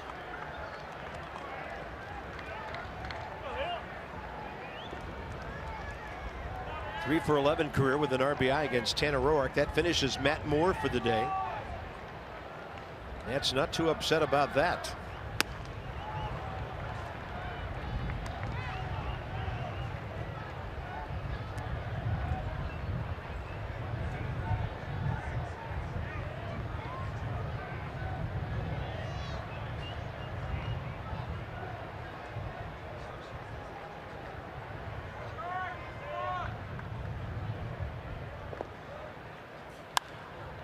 That ball popped up right side. It's playable, but it's not going to be easy. Murphy's got it. Inning over. And Tanner Roark, for the 3rd time this year, has gone 7.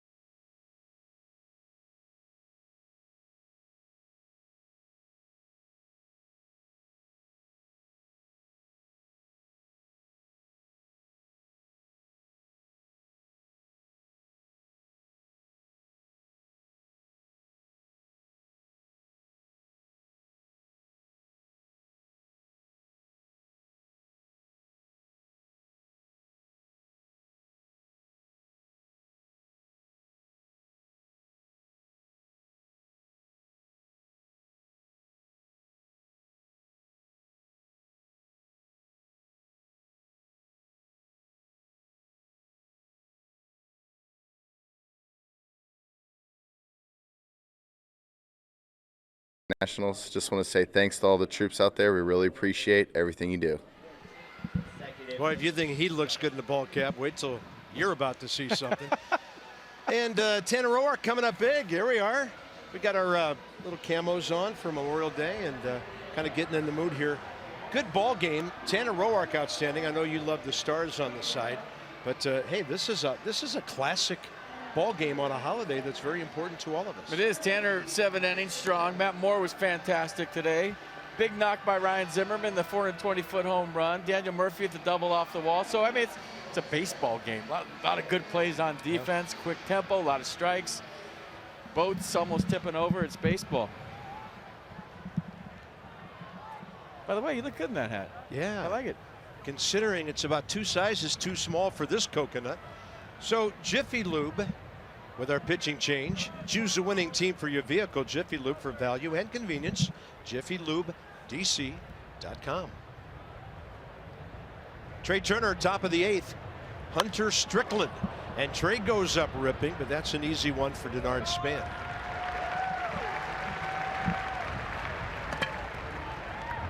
'21st game for this hard-throwing right-hander.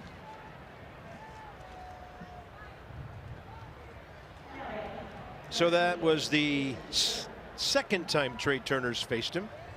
And he's 0 for 2. Here comes Jason Worth. 0 for 2 against this right-hander. Michael Morse is at first, and they moved a whole bunch of guys around. I think Brandon Belt might have gone to left field.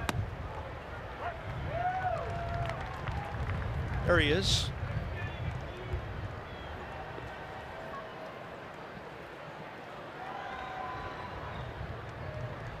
Everything else as is as the pitcher continues to bat in the 9th spot for the Giants.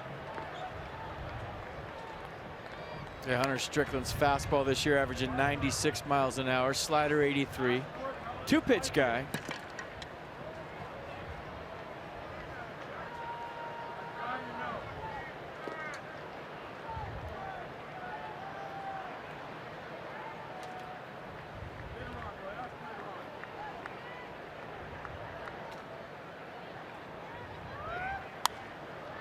Got to play right side.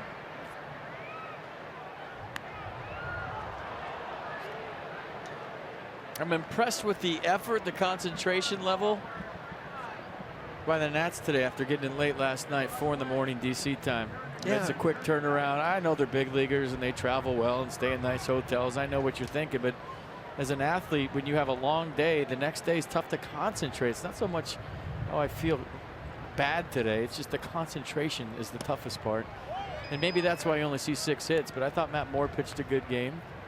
And I thought for the most part, you know, Giants got a good night's sleep last night. They were here already. Nats didn't. No, good point on the concentration, the mental aspect of it. 2-2 to Worth. He got a front door breaking ball, hits it a mile, and foul. You were hoping it could get to the 339 mark and maybe nick that pole, but a little bit short. Well, it's going to be the last off-speed pitch Jason Worth sees. He'll sit on a fastball now after just missing, making this a 3-0 game. See the body language. He's wishing it fair and just misses foul. Definitely had the distance.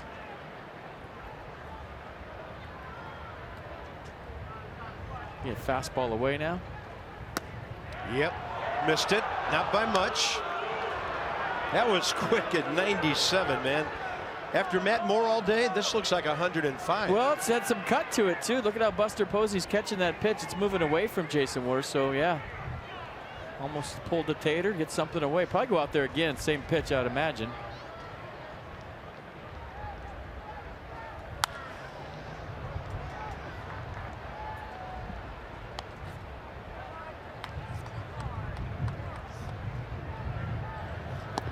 Well, Tanner Roark's thrown 171 pitches. You would think done for the day. So maybe Oliver Perez for Denard Span. And then Sean Kelly out there.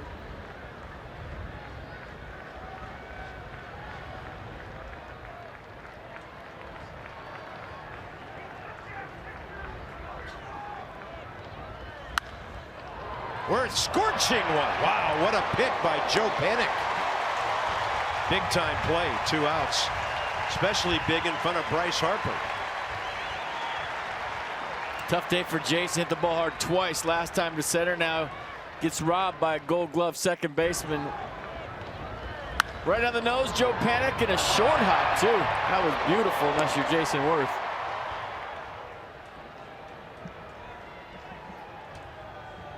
Well, all that stuff you talked about between Bryce Harper and Hunter Strickland in the playoffs, they've never faced each other during the regular season.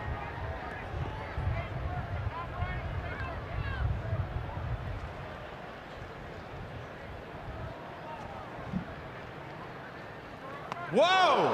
History. And Bryce Harper wants a piece of Hunter Strickland. Here they go. Strickland lands a punch. Harper lands a punch. Bench is empty.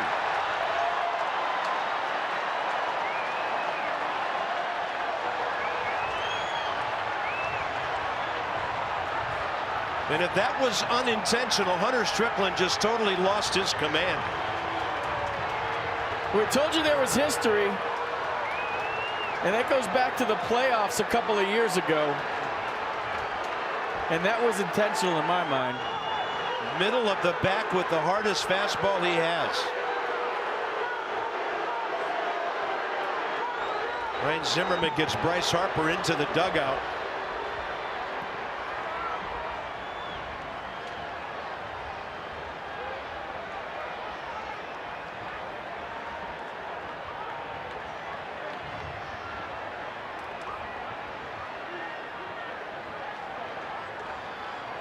He still wants a piece of somebody.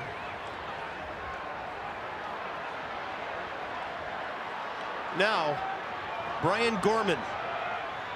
Umpires have to be a mind reader in situations like this. If that's intentional, and maybe he's already tossed Strickland and we don't know about it, but several Giants have to wrestle him into the dugout. So evidently he's been ejected as well. I've never seen that before. Players dragging their own player into the dugout. Was he half knocked out right there by Bryce Harper? Well, I mean, what's going on here? I mean, this dates back, and we'll have all the video for you tomorrow. Bryce Harper took Strickland deep. There was words coming around. He threw at Bryce Harper before. Bryce has taken him deep. They were chirping at each other, and this is all back in the playoffs a couple of years ago. And I think it happened last year too. These guys have had history. That's why I mentioned it last inning. So based on what's happened before, and it's hard for me to sit up here and guess. You have to ask these guys themselves. That was intentional. Bryce is going to get in big time trouble for throwing his helmet.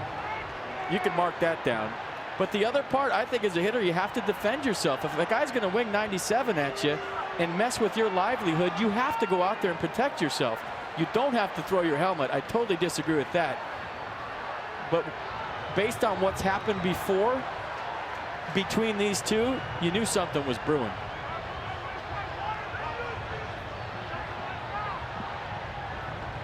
We'll find out, but it'd be a shock if Harper and Strickland have not been tossed, and see if anybody else is going as well. I mean, Ryan got Bryce out of there, got him back into the clubhouse. I've never seen players drag a pitcher down the stairs like they did with Strickland into their dugout. Yeah, he appeared to be out of his mind there. I think they lifted him off his feet actually and took him out. And we'll show you the whole thing again. I don't know what happened in the scrum. That all happened so fast. Now that's Brian Gorman, the crew chief. He just informed, obviously, Bruce Bochy's going to need another pitcher. And the Nats are going to need a right fielder. And that was all from Game 4 here at AT&T in the NLDS. And here we go. We got action. You tell me what you think. You're watching it just like we are. I mean, that's behind him. That could have been ugly. And that's hard to defend. The rest is, well, defending yourself. And when a guy throws a 100-mile-an-hour pitch at you, I think you have to defend yourself. Looked like Strickland might have landed the first one. Bryce got one in there. Strickland might have landed another, and then the scrum took over. Bryce just missed with the right hook, and then here comes everybody. And then Bryce wants some more. Look at him. And then this is just bizarre. Is he out right here? I mean, what's going on here? Is that Hunter Pence carrying him off? Yeah, Hunter Pence has a bad hamstring, is on the DL.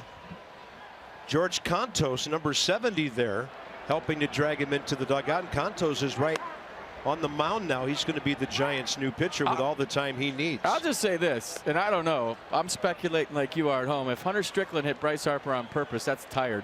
Extremely tired. I don't think there's any doubt he drilled him on purpose. Well, I don't know that for sure. You don't know that for sure, but if that's the case, it's tired.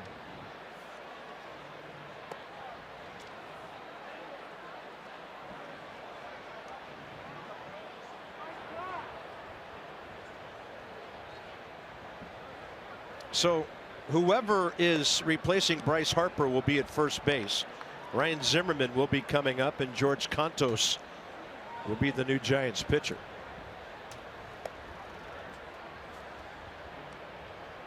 Thank goodness that missed. There's a blow. Yeah. Now he reloads for the right here, and he just hits him in the hat with it. Well, might have got him. And then here comes the reinforcement. Somebody hit Michael Morse into Bryce. Morse went down hard. I mean, but you have to know you're messing with a mean hombre in Bryce.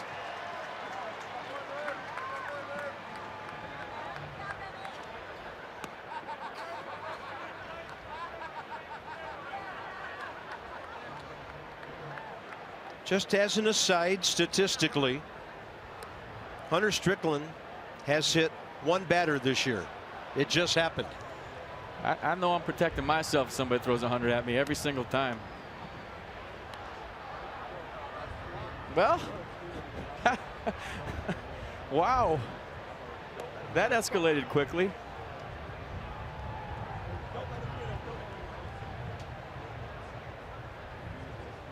It'll be Brian Goodwin running for Harper.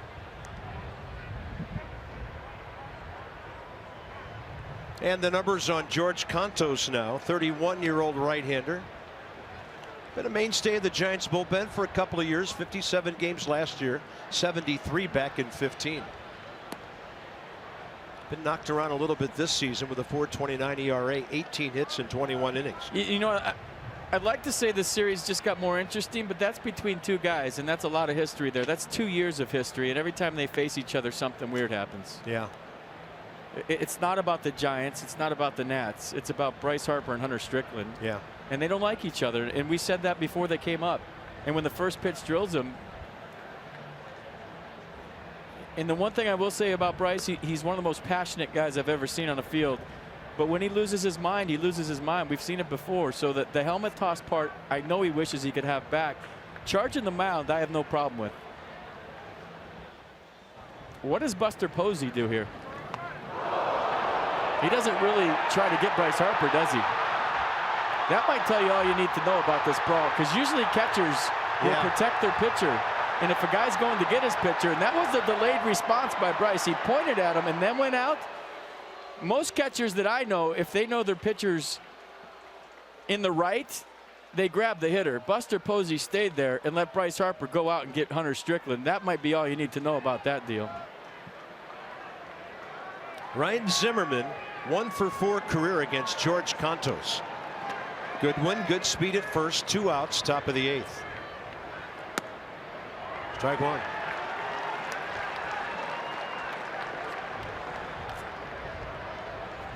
So there's Brian, who should take over in right field as well.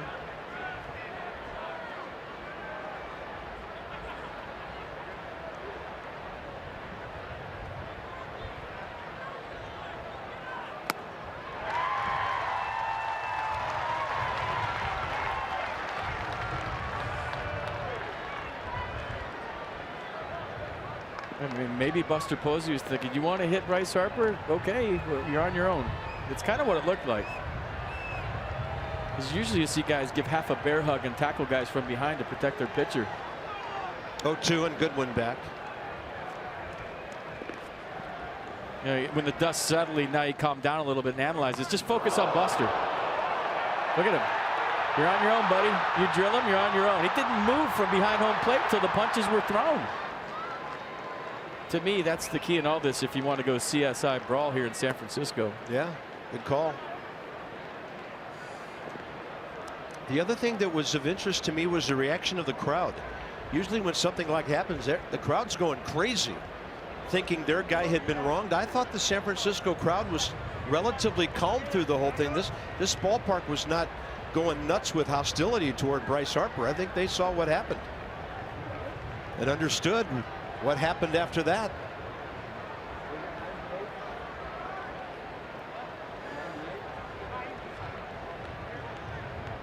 Two nothing Nats. That's all that really matters for the moment. 1-2 to Zimmerman, and he's going to line one out to center. Ryan Zimmerman has a 3-for-4 day.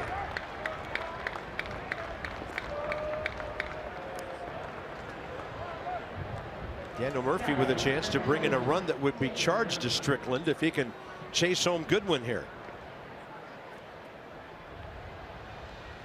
And Murphy came up big last time with that double. He's 1-for-3 career against the right-hander Cantos.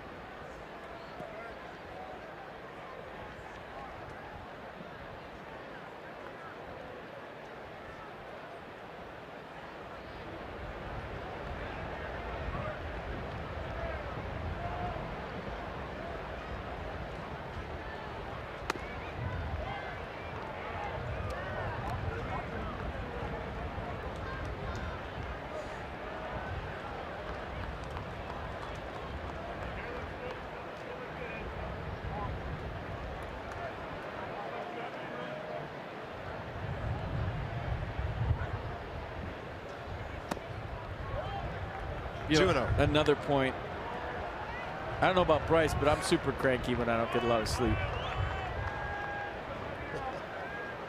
Well, I mean, 97 in the back will make you cranky. We'll have all of that tomorrow for you. The whole history, the whole deal. Hard to dig up on the fly like right now, but we'll show you it all. Paint it out for you. Murphy takes a strike.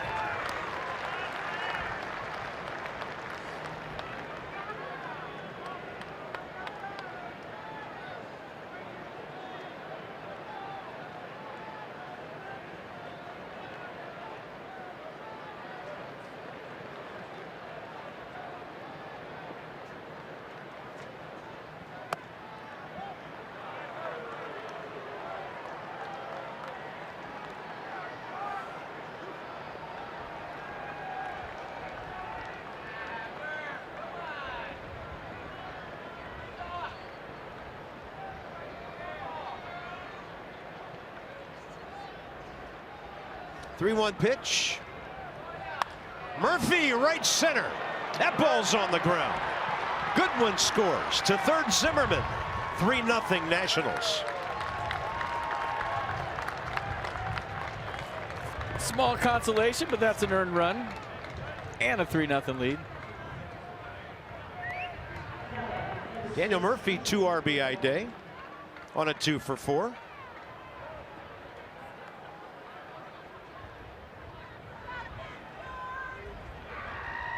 Nice add-on run, nice piece of hitting. Welcome back, Dusty, from your 3 days off. Yeah, did you have a nice peaceful weekend? That was not a high school graduation you just witnessed.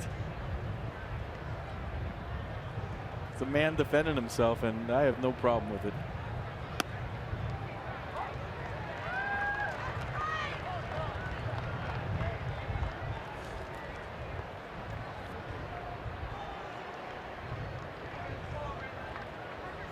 Anthony Rendon 2-for-3 today. 1 hit, 3 at bats with an RBI against this right-hander. Nats have opened up some breathing room for the bullpen that still has 6 outs to get.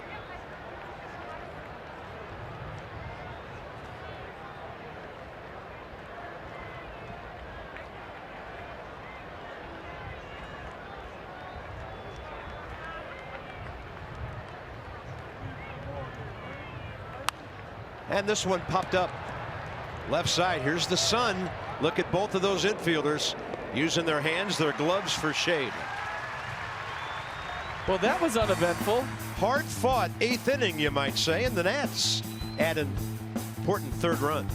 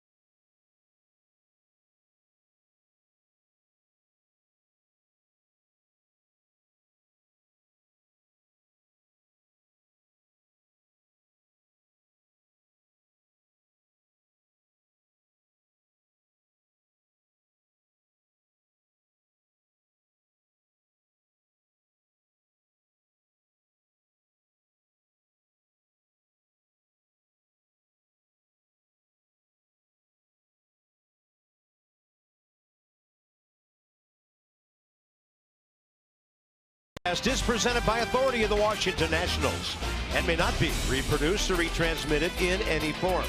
And the accounts and descriptions of this game may not be disseminated without the expressed written consent of the Washington Nationals. 3-0 Nats. Brian Gorman, his crew getting control of the situation. And as we mentioned, pretty much centered on 2 players. Not 2 ball clubs that hate each other. So here we go, bottom 8. Oliver Perez will be first in line to get some outs. Lefty here with Denard Span and Joe Panik. So you would think a 2-batter appearance for Oliver here. Yeah, 2 pitches. Fastball low 90s. 3/4 slider. Denard Span 3 for 5 career against Oliver. Rendon toes to the grass at 3rd. Breaking ball, yes. I'll tell you what, my phone is lit up like the Nats just won the World Series, by the way. I don't think I've ever received this many text messages in my life.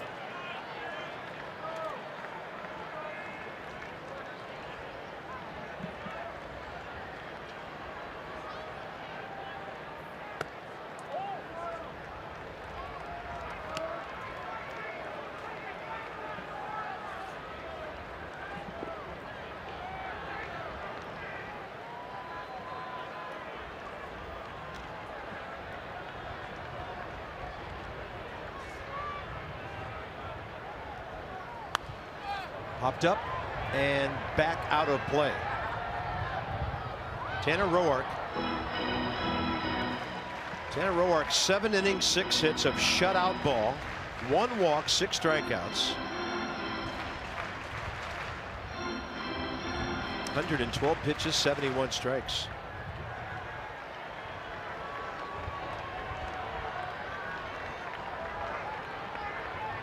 So that's the first time those 2 have faced each other since the playoffs. Yeah, only time ever in the regular season right there. You talk about holding a grudge. Yeah. The guy on the winning team. 2014, so to 2017, you wait. They say, players have long memories.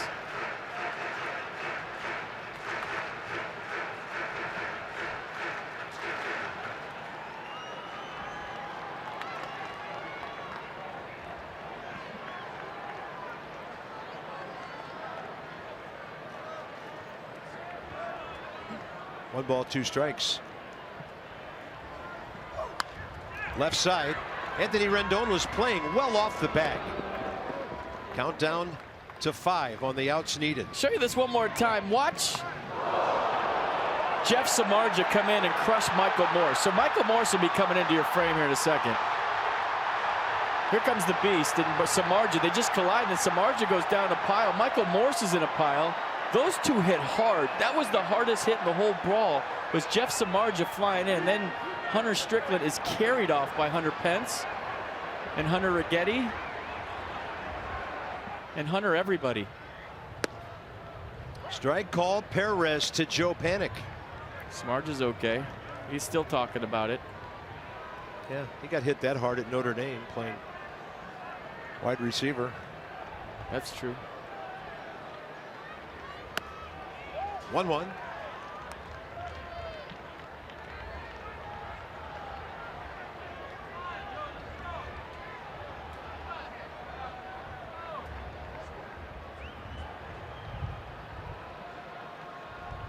Curveball, a good one.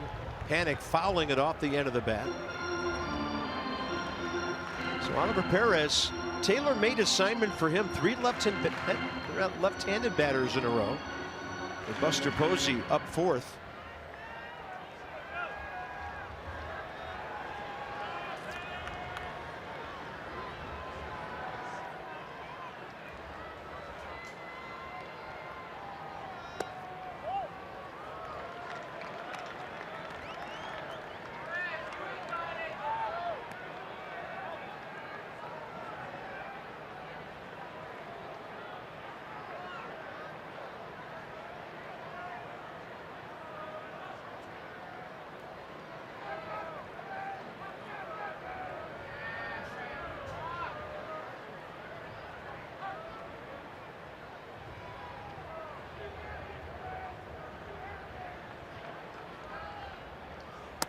Fastball up.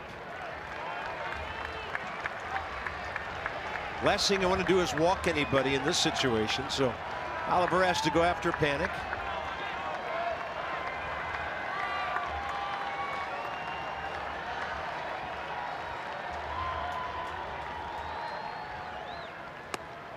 Missed. Had him behind, lost him, 1 on, 1 out. Brandon Belt is next. It's only the second walk by the Nats staff today. Does this really say flex your muscles? Flex your muscles and start working on your summer tan with the Flag Patriotic Tank Top Day presented by Budweiser. First 15,000 fans ages 21 and up on Wednesday, June 14th. Receive this special giveaway commemorating the 240th anniversary of the adoption of the American flag. Visit nationals.com/tickets. Brandon Belt up there hacking. 2 for 8 career against Perez.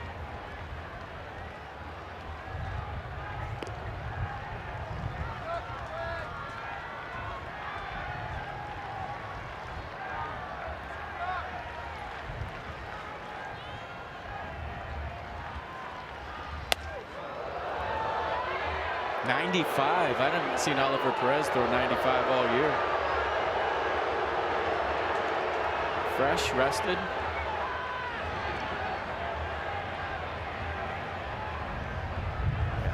Buzz in the tower. I don't know he's ever thrown 95 in the last couple of years.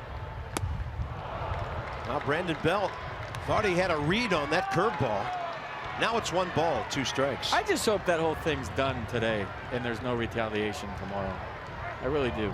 I think Bryce got his licks in. I think everybody got their aggression out. And like I said, it's between 2 guys, not 2 teams. And that was that. I hope. Swing and a miss. Perez at 94. Who is this fireballer? That should be it for him. So he gets 2 of his 3 lefties. Fresh Ollie Perez. Throwing some cheese. Drop down cheese for strike 3.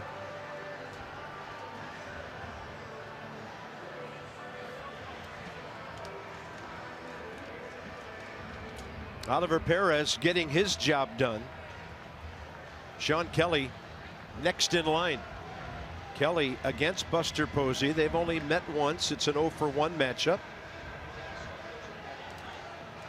So it's all about getting outs at this point. The runner at first means nothing.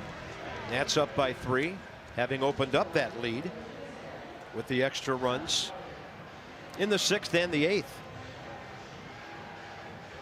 Sean Kelly last pitch on the 24th against Seattle, so he's going to be fresh too. Yeah, liking this. Fastball slider combination. Fastball usually in the low 90s. Look for it in the mid 90s today too, just like Ali. 17th appearance for Sean Kelly. ERA coming down a little bit. 18 strikeouts, 8 walks. Opponents hitting 222. Reverse splits, lefties just 130.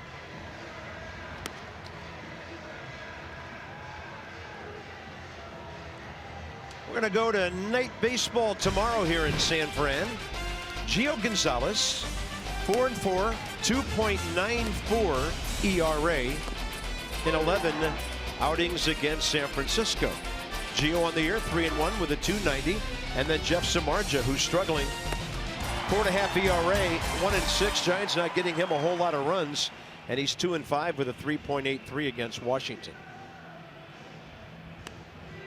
So we'll be late night with you. Coverage beginning at 9:30 tomorrow night. Samardzija looks none the worse for wear after a shot he took during that brawl. Now it's up to the bullpen for 4 more outs. Tell you what, it's a holiday game. A lot of people probably watching, but the ratings are going to go through the roof in the rest of this series to see what happens. I'm interested to see what happens tomorrow. But first things first, you got to win a ball game here today. That's the most important thing. That's why we all got dressed up today, to win a baseball game. Buster Posey, a strikeout, a walk, and a base hit. The centerpiece of their offense this year, the one guy who day to day has been getting it done for San Francisco.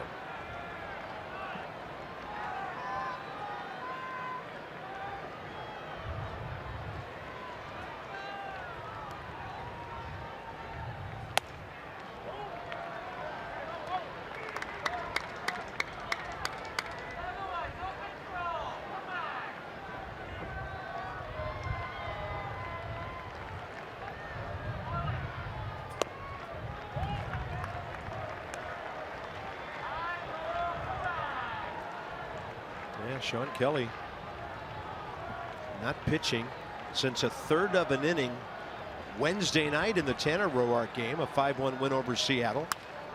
Buster Posey has another base hit.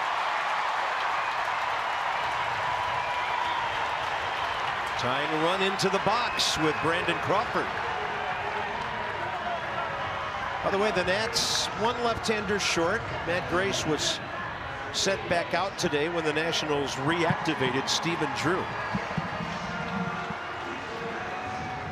Yeah, the one thing I've seen from Sean Kelly this year that I never saw last year is falling behind the count. I mean, this was a guy that when he came in the bullpen last year, no matter what happened, it was 0-2, 0-1 to everybody.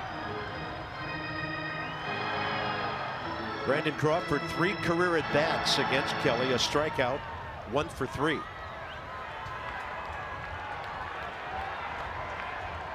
Crawford was up there against Roark, situation just like this. 2 innings ago, 2 on, 2 out, bounced out to Murphy.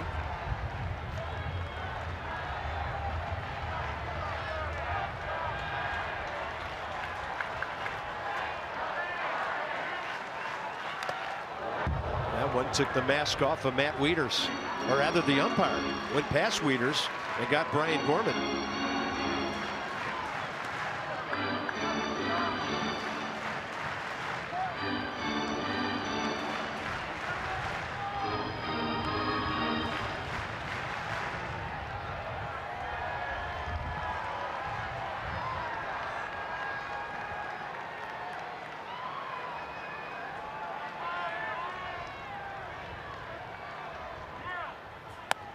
Fastball up, 92, and it's 0-2. Some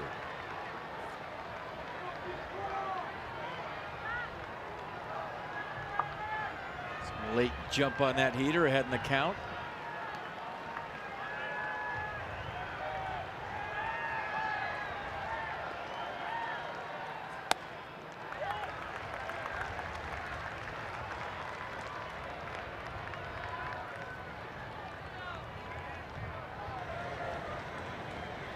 Former Nat and the Giants closer Mark Melancon.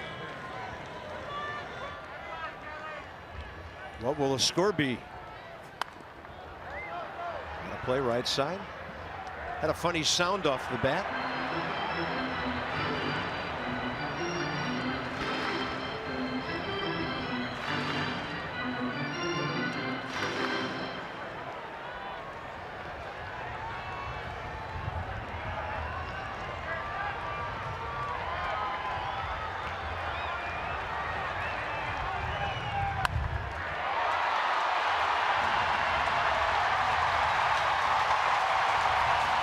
ball pinballing around the infield, and the bases are loaded.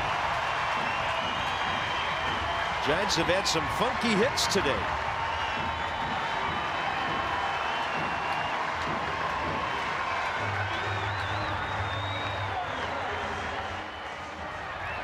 Mike Maddox going to come down, talk to his right-hander. Just got hit in the cleat. Ball bounces around, can't find it. All the way to the third baseline. And now the go-ahead run to the plate here in the bottom of the 8th with 2 outs. Drama in San Francisco. Baseball drama, I should say, in San Francisco. The hitter will be Justin Ruggiano, the right fielder, who has never faced Sean Kelly.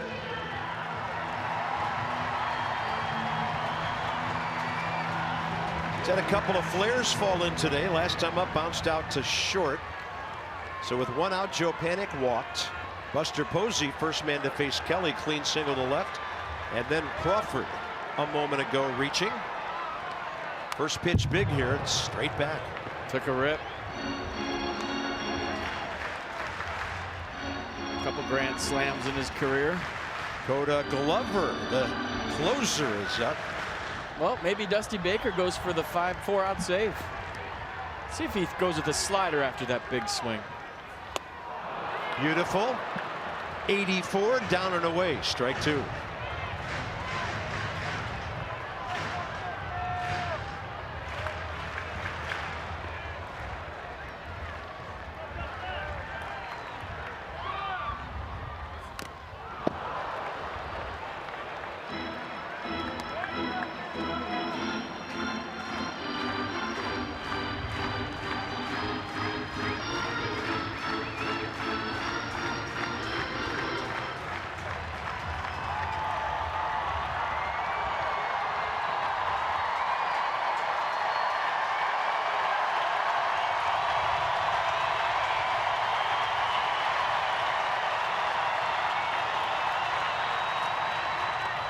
Smothered by Wieters. So this is where a young pitcher in this situation goes for the out. And I think if you're a veteran guy, you know you have a couple of pitches. If you have confidence in your stuff, set something up. I mean, you don't necessarily have to do it 1-2. You can do it 2-2 by using a pitch to set up the next pitch. High fly ball to left. It's short in the outfield, and Worth is there. Thanks to the starters going deep, the bullpen continues to look very strong. Nats by 3.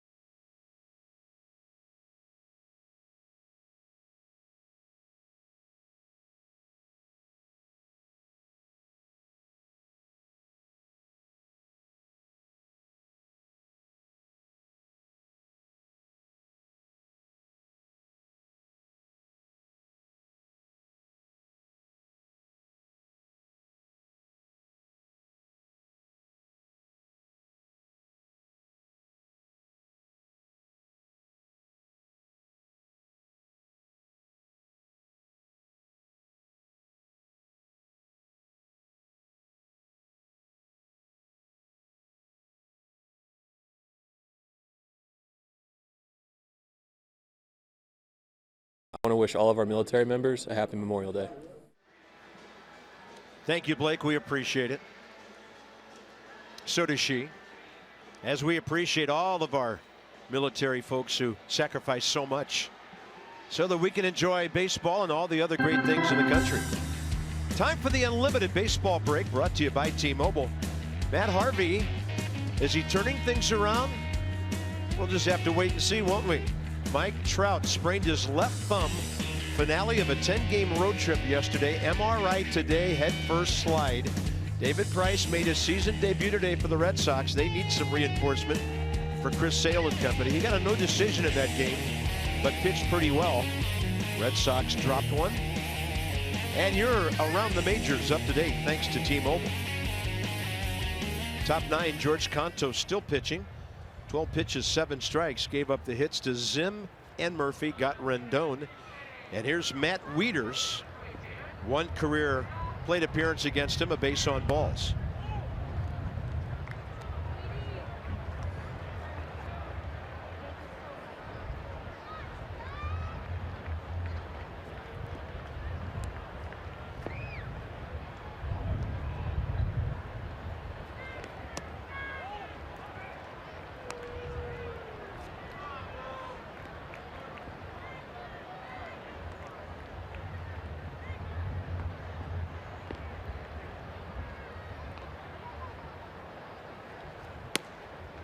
If the score stays 3-0, go to Glover will be ready.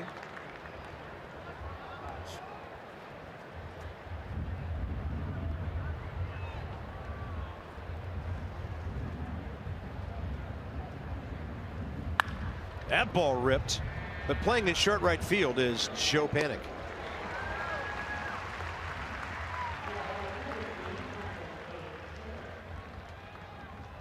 Well, the Nats are on the road. Head down to the Fitz on May 31st to cheer on future Nationals. So getting a huge brawl on Wednesday featuring 9 innings of raffles and giveaways.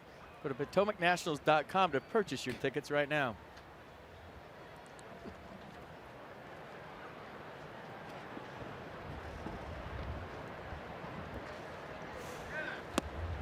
Michael A. Taylor almost to a knee trying to get that one.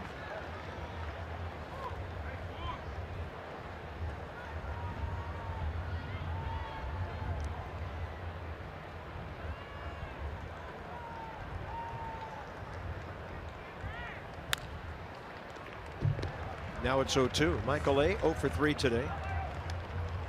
So great to see Stephen Drew back in the clubhouse this morning. He was asked about his rehab. He said, I've been everywhere, man. Been all over the country. Bad weather got in the way of some of his work at Syracuse. He was at West Palm for a while. Says he feels great. Can't wait to get back out there with his teammates. 0-2 with 1 out.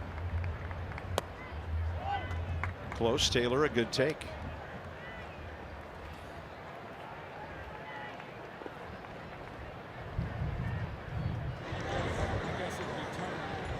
Corey Guerin.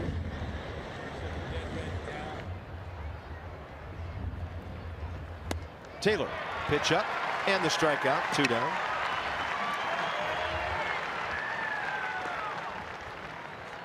Well, it's nice to see this guy back. Stephen Drew, he said, I've never had a hamstring problem before. This whole thing's been kind of an ordeal.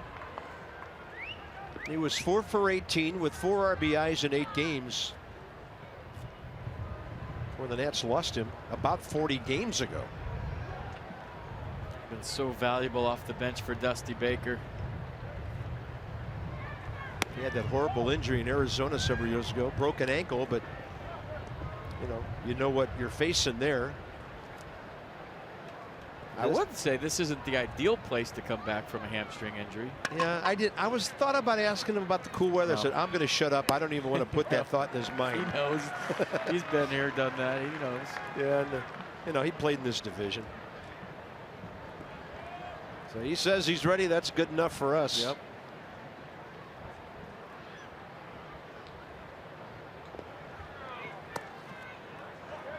By the way, the Giants 7, 8, 9 due up in the bottom of the 9th.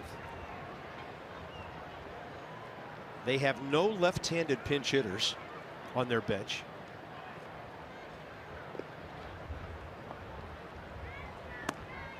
That's on the edge.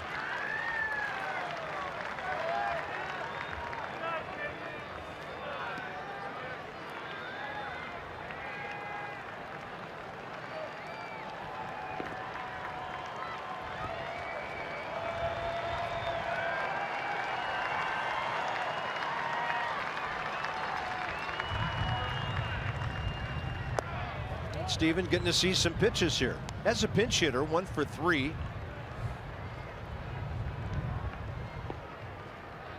So the Nats are back to 5 extra men with the addition of Drew and then the subtraction of Matt Grace from the bullpen. 3-2 pitch. Look out, guys. Hooked one right over by his teammates.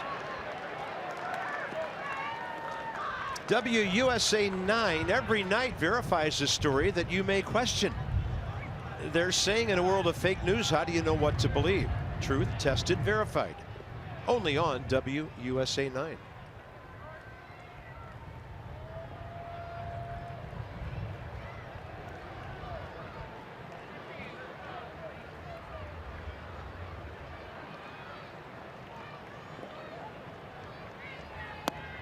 Good at bat by Stephen Drew.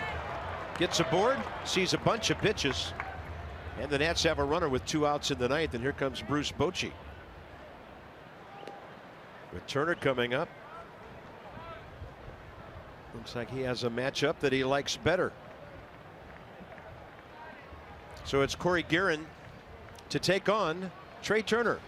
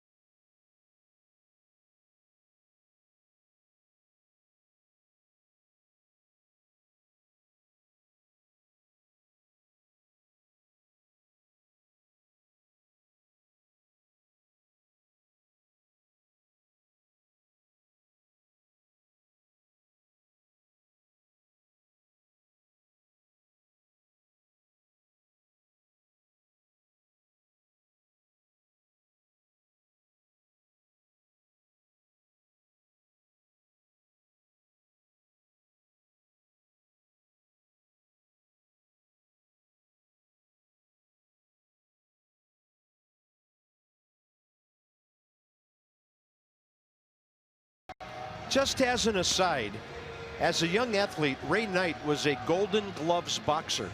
He'll be breaking a few things down on our WB Mason presented Nets Extra Postgame Show. Working the holiday, Ray with Johnny Holiday straight ahead when this one is over. Well, in case you missed it, nothing happened on Bryce Harper's last at bat. Nothing.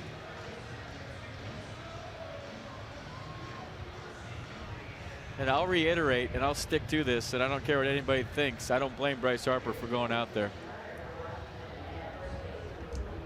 The helmet toss is a different story. I think if he could take that back, he would. But when you lose your mind, and if you've ever lost your mind before, you really don't know what you're doing.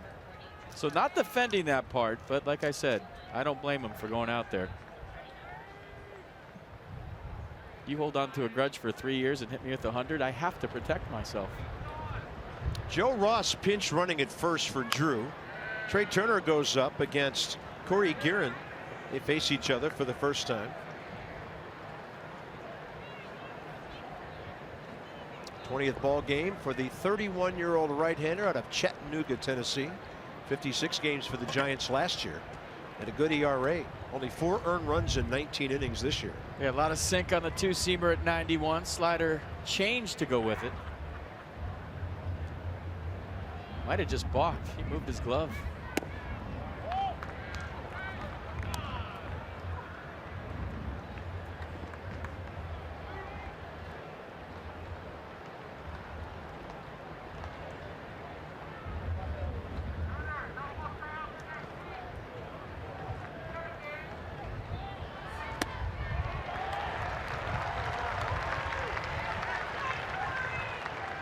Hunter Pence. Part of the exit strategy on that brawl. Can you imagine him recapping that whole event? They're recapping it right now. It's what players do. They're going to talk about it all night. And so are we, and they'll probably talk about it during batting practice tomorrow. And we'll probably talk about it tomorrow on the broadcast too.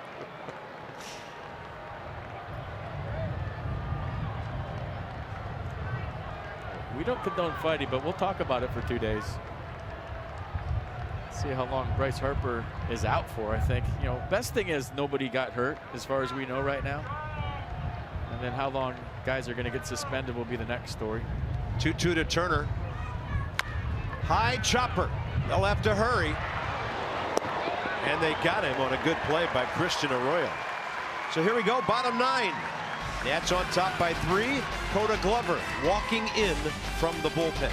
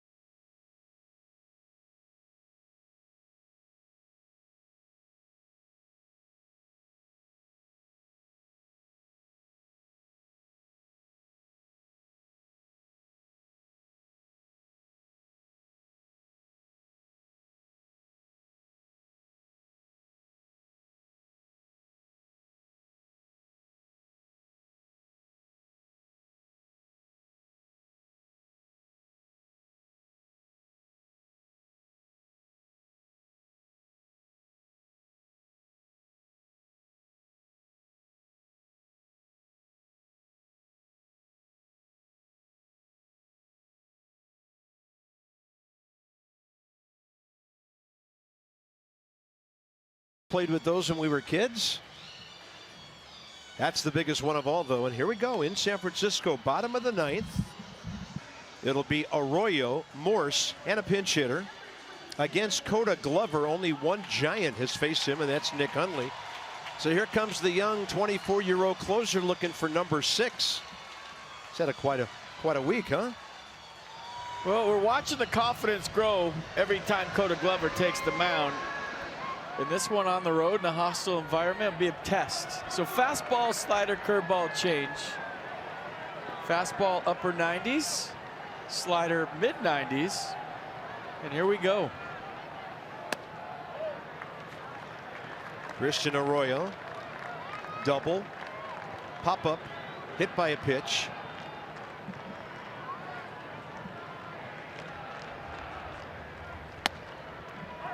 .97 right in there.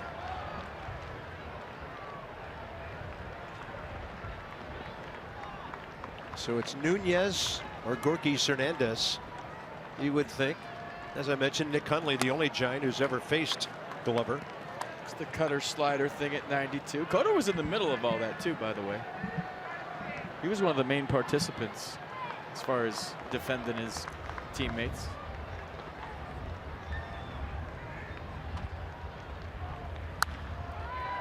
Had the batter reaching. Nats trying to win their 31st game of the year, get back to 12 over 500. Get the road trip off to a good start.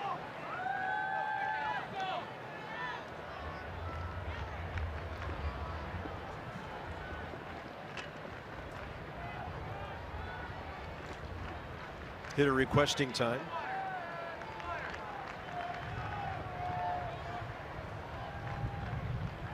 Swing and a miss. That was 91. The slider maybe cutting way outside for the first out. Slider cutter thing, we're still trying to decide what it is. This looked like a cutter to me. It's on the same plane, meaning it just kind of moves across, a lane change at the end. So big first out here in the ninth for the Nats and Coda Glover.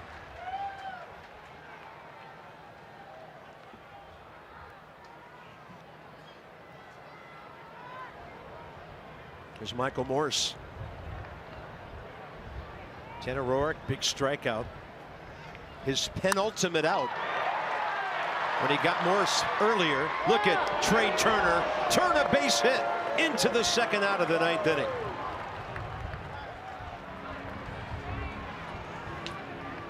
And Coda Glover approves, so do we. Two sides to the game, folks. Lumber and leather. Trey Turner having a tough day at the plate. How do you help your team win a ball game? Well, you're on the road, you're up by 3, you make this play. On your belly, get up and throw an absolute bullet of a strike to Ryan Zimmerman. So what you do to help your team win does not always show up in a box score. And look at the emotion from Coda Glover. And there's been a lot of that here today on both sides. Nick Conley 1 for 5 as a pinch hitter. A strikeout in his only matchup with Coda Glover, who pours in strike 1. Glover continues to get ahead of hitters. And with his stuff, makes him unbelievably tough to deal with. Keep pumping strikes, man. That's all you got to do. You got the stuff. Yeah, there's a curveball there. Got the swagger. I mean, he looks like a closer. He's got a mohawk, a goatee, and he throws 97. As long as he doesn't choke anybody in a brawl, we're okay. 0-2. Hundley made an offer. Pretty close.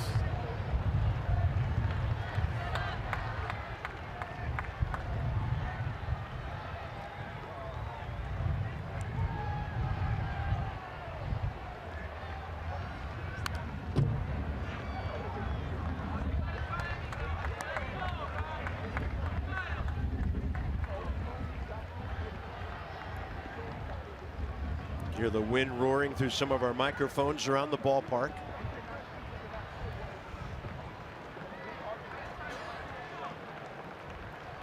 One ball and 2 strikes. I think he had some run back on it at 97.